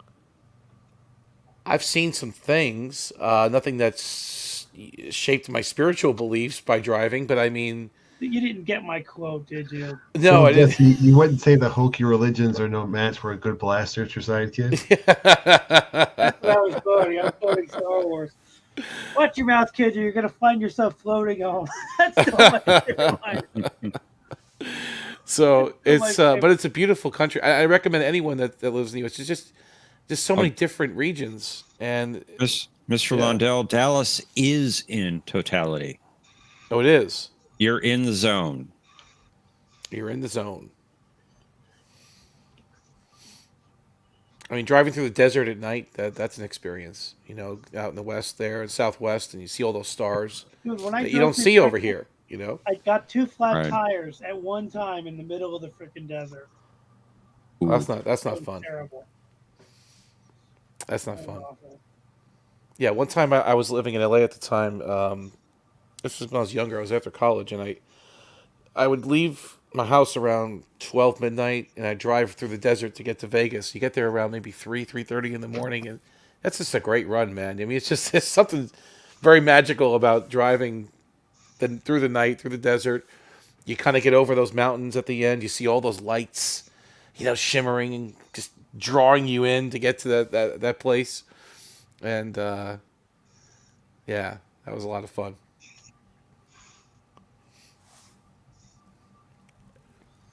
Well, I think I'm going to head to bed. Donnie, it's good talking to you. Good You talking too. to you, Don. Absolutely. I always enjoy it. Yeah, I've been crazy day. Flea market's finally open this weekend, so I'm going to check it out tomorrow. Oh, okay. Yeah. Dude, like I said, though, and I mean this for all you guys, I mean, it would be just cool to, yeah, dude, it's like we talk all in the same kind of language. There's something, it's more than just liking a show. There's something else, you know? Mm-hmm. Absolutely. Like-minded. Yeah. And we have fun. That's what it's all about. Yep. So I was just checking. Looks like I won't be seeing any of the eclipse. You won't get even a partial? You don't get like 50% or partial. something? Nothing? Nope, nothing. I Completely don't know, nothing. like, if it'll be cloudy that day or not. I have to That's buy crazy. glasses still. Just outside the zone. It's all angles, I guess, right? It's different, yeah, how that works out. I still have to buy glasses. Well, you don't have to. You're not really in the. I mean, you'd have to be. We're not. You're not gonna be looking up at it, are you? I guess because it's only about 90% for us, right? I think it's 100%. No. Not. Are you in the line? Are you in the? Let me see. I thought it went through like Ohio and Right, Illinois and but- down that way. I didn't think it does. Right? Extreme northwest Pennsylvania's in totality. Okay. Up by the lake, you know, Up by Erie, Pittsburgh? Pennsylvania. Okay. No, not Pittsburgh. Pittsburgh is going to be like 96%. Okay. There. It's still very spooky, huh? To see that the whole sky go black like that for a few minutes. I heard it gets cold too for a second. Like you kind of like here's the thing, temperature Yeah, drops. the temperature drops. Yeah. Isn't that freaky? Here's the weird thing: is that we had a 4.8 earthquake on the Richter We did. scale. The We did. I eclipse was felt on it. 4.8, and it's all reflected in Exodus 4.8. Well, here we go. Here we go. Yeah. Yes, for Europe, only Iceland, Ireland, Oh, let me and the see. western parts of Good. Portugal and Here- the United Kingdom will see something. Here you go, Mr. Lundell. And that dark shade area, that is where totality is. You're close to the edge of totality, but you're within it. Oh, I see. And That's Dallas, right? I see. Yep. Mm-hmm. Yeah. Well, we're going to get almost 95% here in Strasbourg. I'm looking at it right now. It's almost the entire thing. That's pretty good. That's pretty good. Except Okay. for a small crescent on the left side. Hmm. And it's going to be 2 hours and 27 minutes starting at 3:24. 2 hours. Yep. It's 2 hours and 27 minutes. Are you serious? It lasts that long? That's what I'm saying. Well, I thought it was only going to be for a few minutes. Usually the moon just kind of moves in front of the... Totality is just, about 3 to 4 minutes or so, but it starts creeping up into the middle of it, right? It'll start covering it, and it'll take a while, probably an hour, half or so to go to totality, and then it has to edge its way out of in front of the sun. So the sun will be obscured in one form or another for a couple of hours, and not fully obscured, but just for a few minutes, right? But for most of it, you wouldn't notice it if you weren't looking up with, protective shades. Because it could just be a cloud or something, right? You're darkening it, you wouldn't know. Well, even that, if it's like 65% covered, you really wouldn't notice. That's pretty amazing how that works. Yeah, we're probably going to be cloudy anyway, but let's see what happens. Yeah, we're supposed to be cloudy here. I might be working that time anyway. Yeah. And in fact, climatologically, it's about opposite of what it normally is. Where it should be the best is in southern Texas, and it's supposed to be cloudy here, and where it's usually really cloudy, like up in New England, they're probably going to see it. Oh, I see what you're saying. Yeah. Huh. Good times. Somebody left the weather inverter on. I remember now, I've seen 1979. Okay. That's pretty cool. I've seen 2 annular eclipses. Those are pretty spectacular. Wasn't there one about 5 or 6 years ago? Well, there was one last year. 2018-ish, 2017. There was something, wasn't there, back then? There was a total eclipse in 2017. Yes, okay. I remember that one. Yeah. And that was further north, and it curved to the southeast. Okay. Instead, this one's going, from southwest to northeast, basically. That one went from the west, and it curved down to the southeast. Went through like Kansas and Arkansas and Alabama and those places. Did you know the temperature on the moon is like 200 degrees? Well, it depends on where you're at. Well, I mean, in sunlight. I mean, yeah, if you're on the dark side, it's probably negative 400 or something. But I mean, on the side that's facing the sun, it's 200 degrees. And you'd think because you're in space, it would be cold.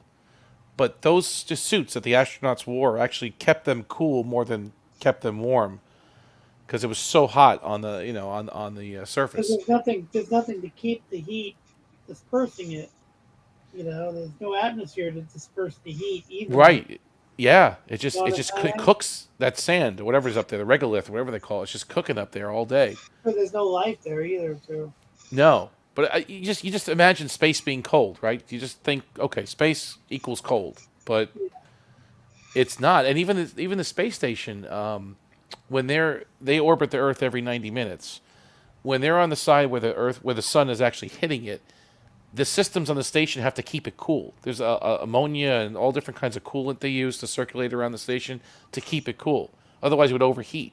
And then when it goes on the dark side of the Earth, then it's very cold. It's like negative 200 degrees, or more. It's crazy how that is. I wonder if they play video games while they're hanging out in that station. They have laptops. They have They probably have video games. I'm sure. I mean, I'd be bored after a while. One thing I love about the Orville is that they watch TV on the view screen during voyages. That's the one thing they should be doing in Star Trek. It would be cool as if in the Orville they watch Star Trek on the screen. Yeah, that would be pretty funny. Hey, Ben. Like, Star Trek is not the real thing. The Orville is the real thing. It's funny. That would probably make a lot of people angry, but I find that very funny.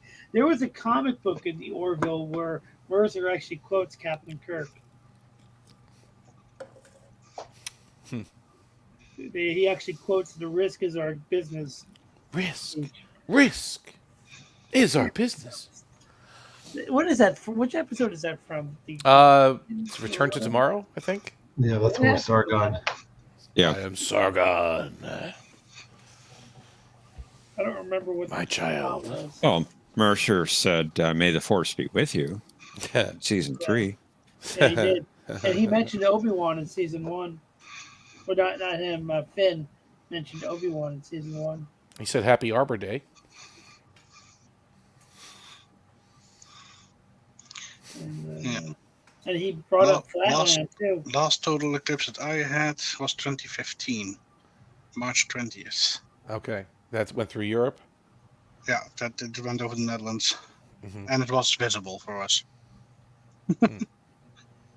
Before that, 2008, 2006, and 2005. Yeah. It's cool stuff. Long time ago.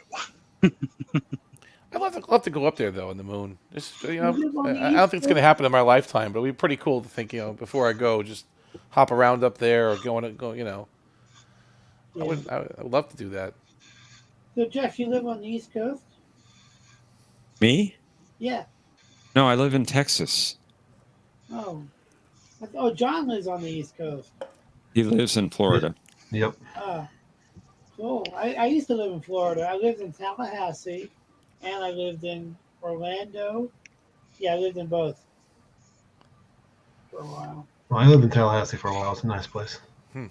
Yeah. It's like a big town more than a city. Yeah. Yeah, I miss Florida. I used to work at the theme parks. I haven't been to Disney World in years.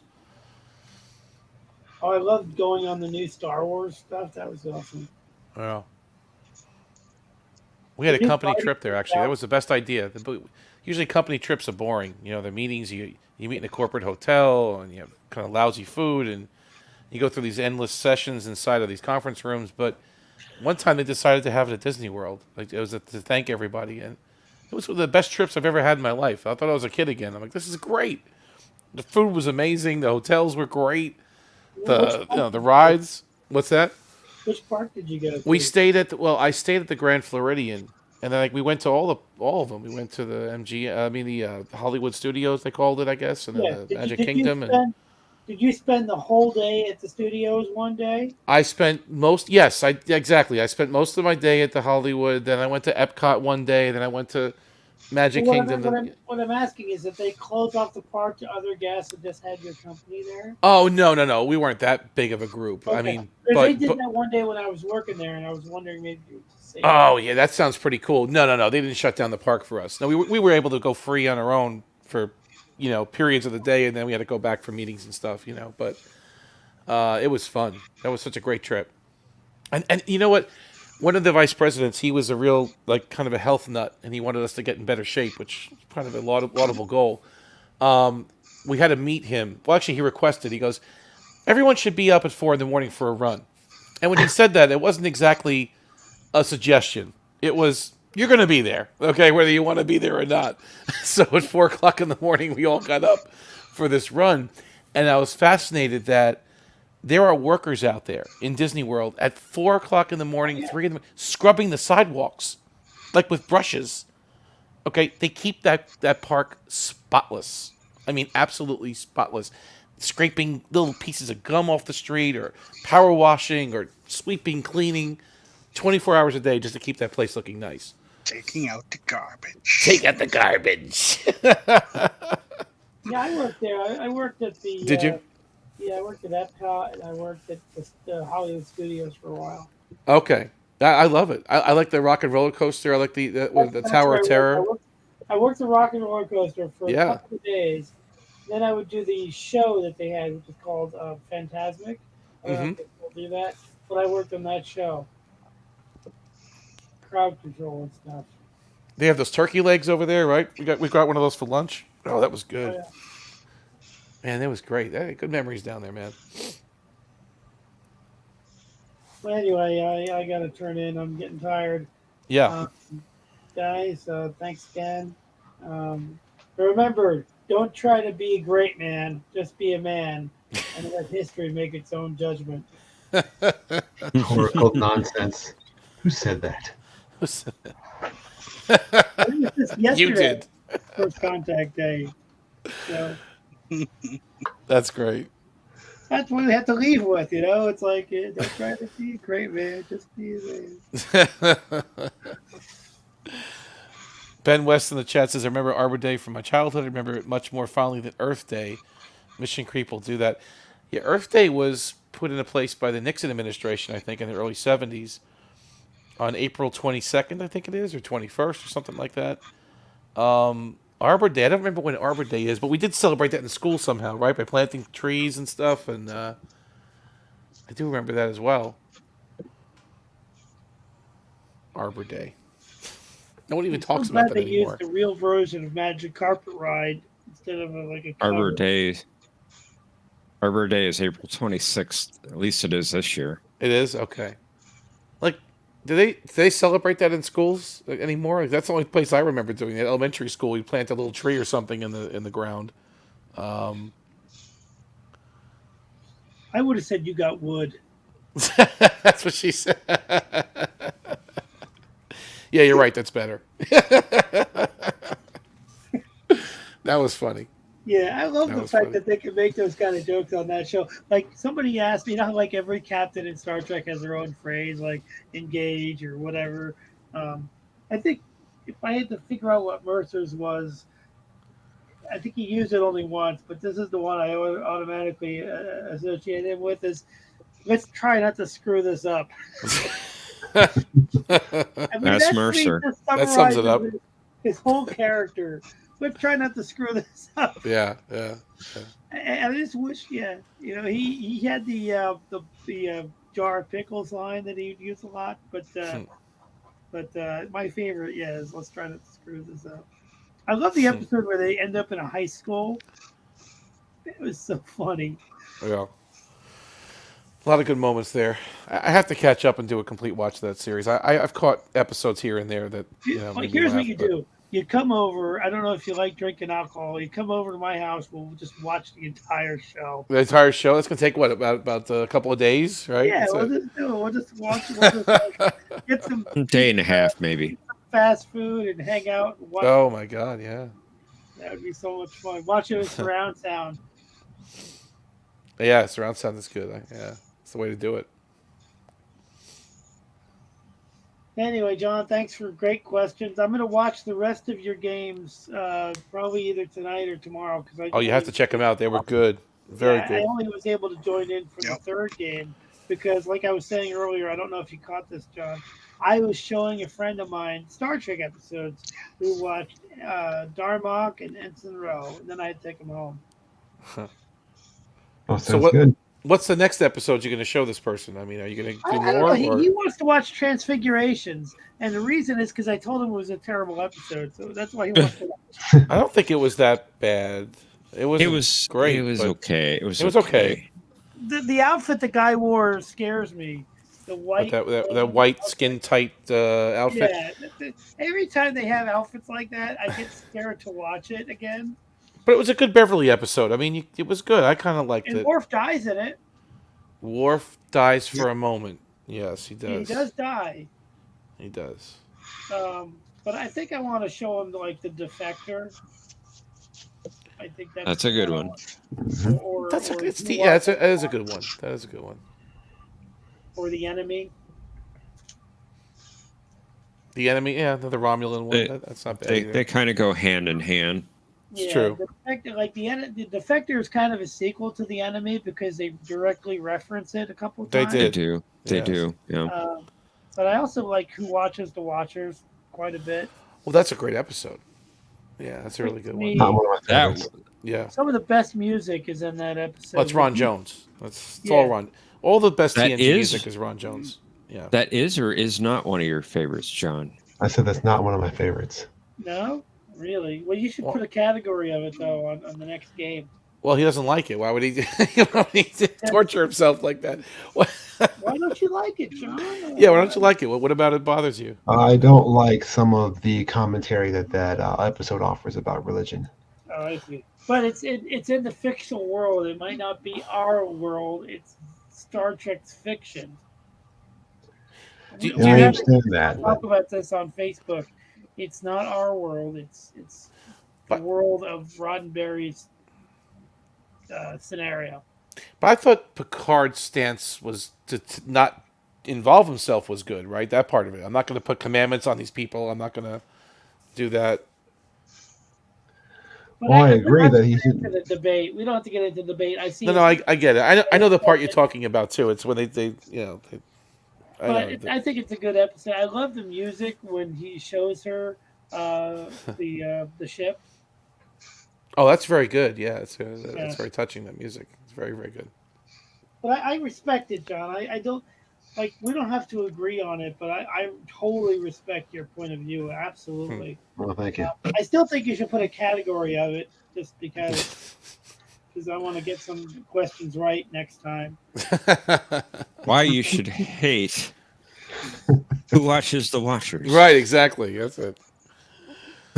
You know, That's it's funny. superstition that whenever there's a movie title that's a question, they don't put a question mark at the end of it.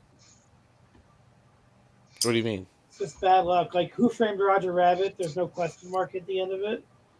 In movies, they don't. I didn't know that. They're superstitious about doing that. Huh. I don't know if it counts for episode titles, but it counts for movie titles. I think there was a question mark in that one. Was there? No, I don't know. That's a good question. Now I don't know. Huh. I don't know. I just like Nuria as a character. She's a very strong actress, and the other girl that played the timekeeper, she was cool. Soji, whatever her name was. Or Sochi. Yeah, I do think it could be like I'm not like a religious person, but I can understand the point. I really do. But overall, I still think it's more of an episode to me about the fact that Roddenberry was a humanist and the fact that it was about the Prime Directive. Yeah, you know what I mean? Like even if I don't have to agree with a point of view on a TV show for me to like it. If it challenges my way of thinking, then that's part of what makes it entertaining. Plus, Ray Wise was in that episode too. He was very good. Yeah. And I love when they give him the tapestry that he uses in every episode since he puts on his it chair. His chair, yeah. But I totally get what you guys are saying. I really do. I like the episode. Yeah. Yeah, no, it's good. It's good. I know what John's saying.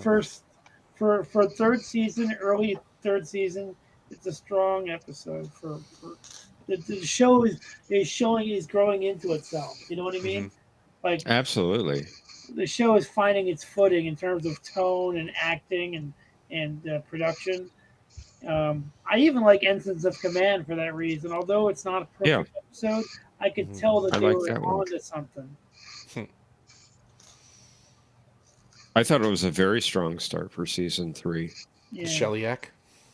I loved how Data is like, this is the stun setting, and this is not. That's so badass in only Data way that he could do it, and he just destroys that aqueduct.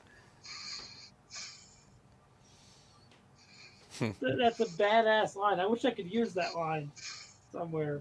This is the stun setting. It's a pretty powerful phaser to blow up a whole mountain like that, though, right? I mean...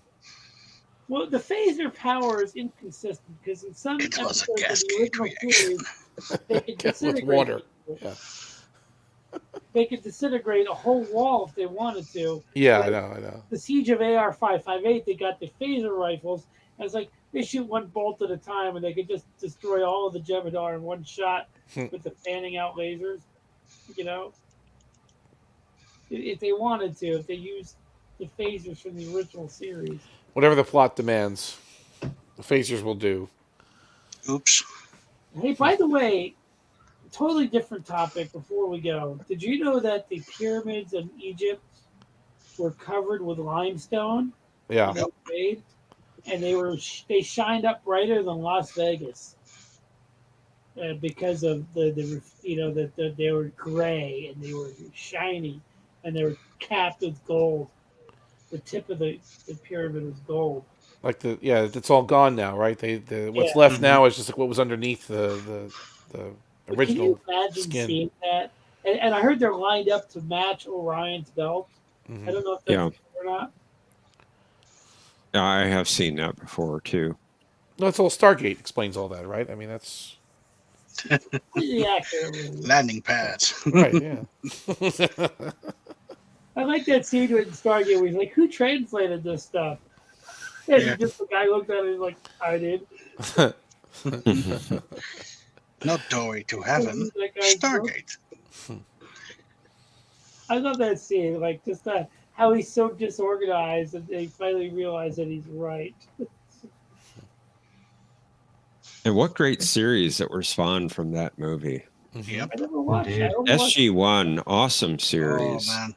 Right, Thomas? Are you out there, Thomas? SG-1, great show. He fell asleep. Great Stargate. It was good. I liked it. The actor was good too. MacGyver. He did a good job in that one. Richard Dean Anderson. Yeah, he did all right. Dude, I gotta tell you, O'Neill in the movie had quite the flat top. Oh, you mean Kurt Russell? Yeah. My regards to King Tut. I mean, he was better than Richard Dean Anderson, but they couldn't. I guess they couldn't afford him for a whole series, so they had to go with a TV star, right? I mean, yeah. I like that movie. I thought Anderson was great on the show. No, he was good. Anderson was better for the show. Absolutely. Yeah. I didn't really like the original O'Neill of the movie. No humor. Yeah, it was kind of. For the movie, it was good. And he's playing Snake Plissken. He just went back. And they made that. a joke of that in the series. The one with the one L. Exactly. Perfect. No sense of humor. No sense of humor. That's funny. Oh. But I just looked outside of the window, and it's already light out. Sun up was the sunrise was 8 minutes ago. Oops, I forgot to do something. Sleep. Well, we have 4 hours. So it's probably a good time to start winding it down. In any case, Damn. No, we got to keep going for another 20 hours. Oh hell no. Well, you go ahead, Mercer. No. But I want to thank everyone for joining us. Sorry about the technical difficulties we had earlier. Oh, it happens. Yeah. It was the bunny. Definitely the bunny. And there's no question of Trek. Is that correct, Professor? No question of Trek tomorrow. That is exactly correct. Wow. Oh, But it should be Babylon 5 on Monday, right? We should have Babylon 5 Monday night, 10:30 p.m. Eastern Time on Life with Matthews channel. That's good. Sounds good. War Prayer is the episode 7 of season 1. Mm-hmm. Well, we look forward to seeing you all, hopefully at Babylon 5 on Monday night, and back next week for Jeopardy at our usual time. Yay! Yeah, sorry I couldn't make it to you. Sounds good. But it's good to be here anyway. Sounds good. Thanks for joining us once again, and I hope everyone has a good night. Bye, guys. Good night, all. Take care. Live long and prosper.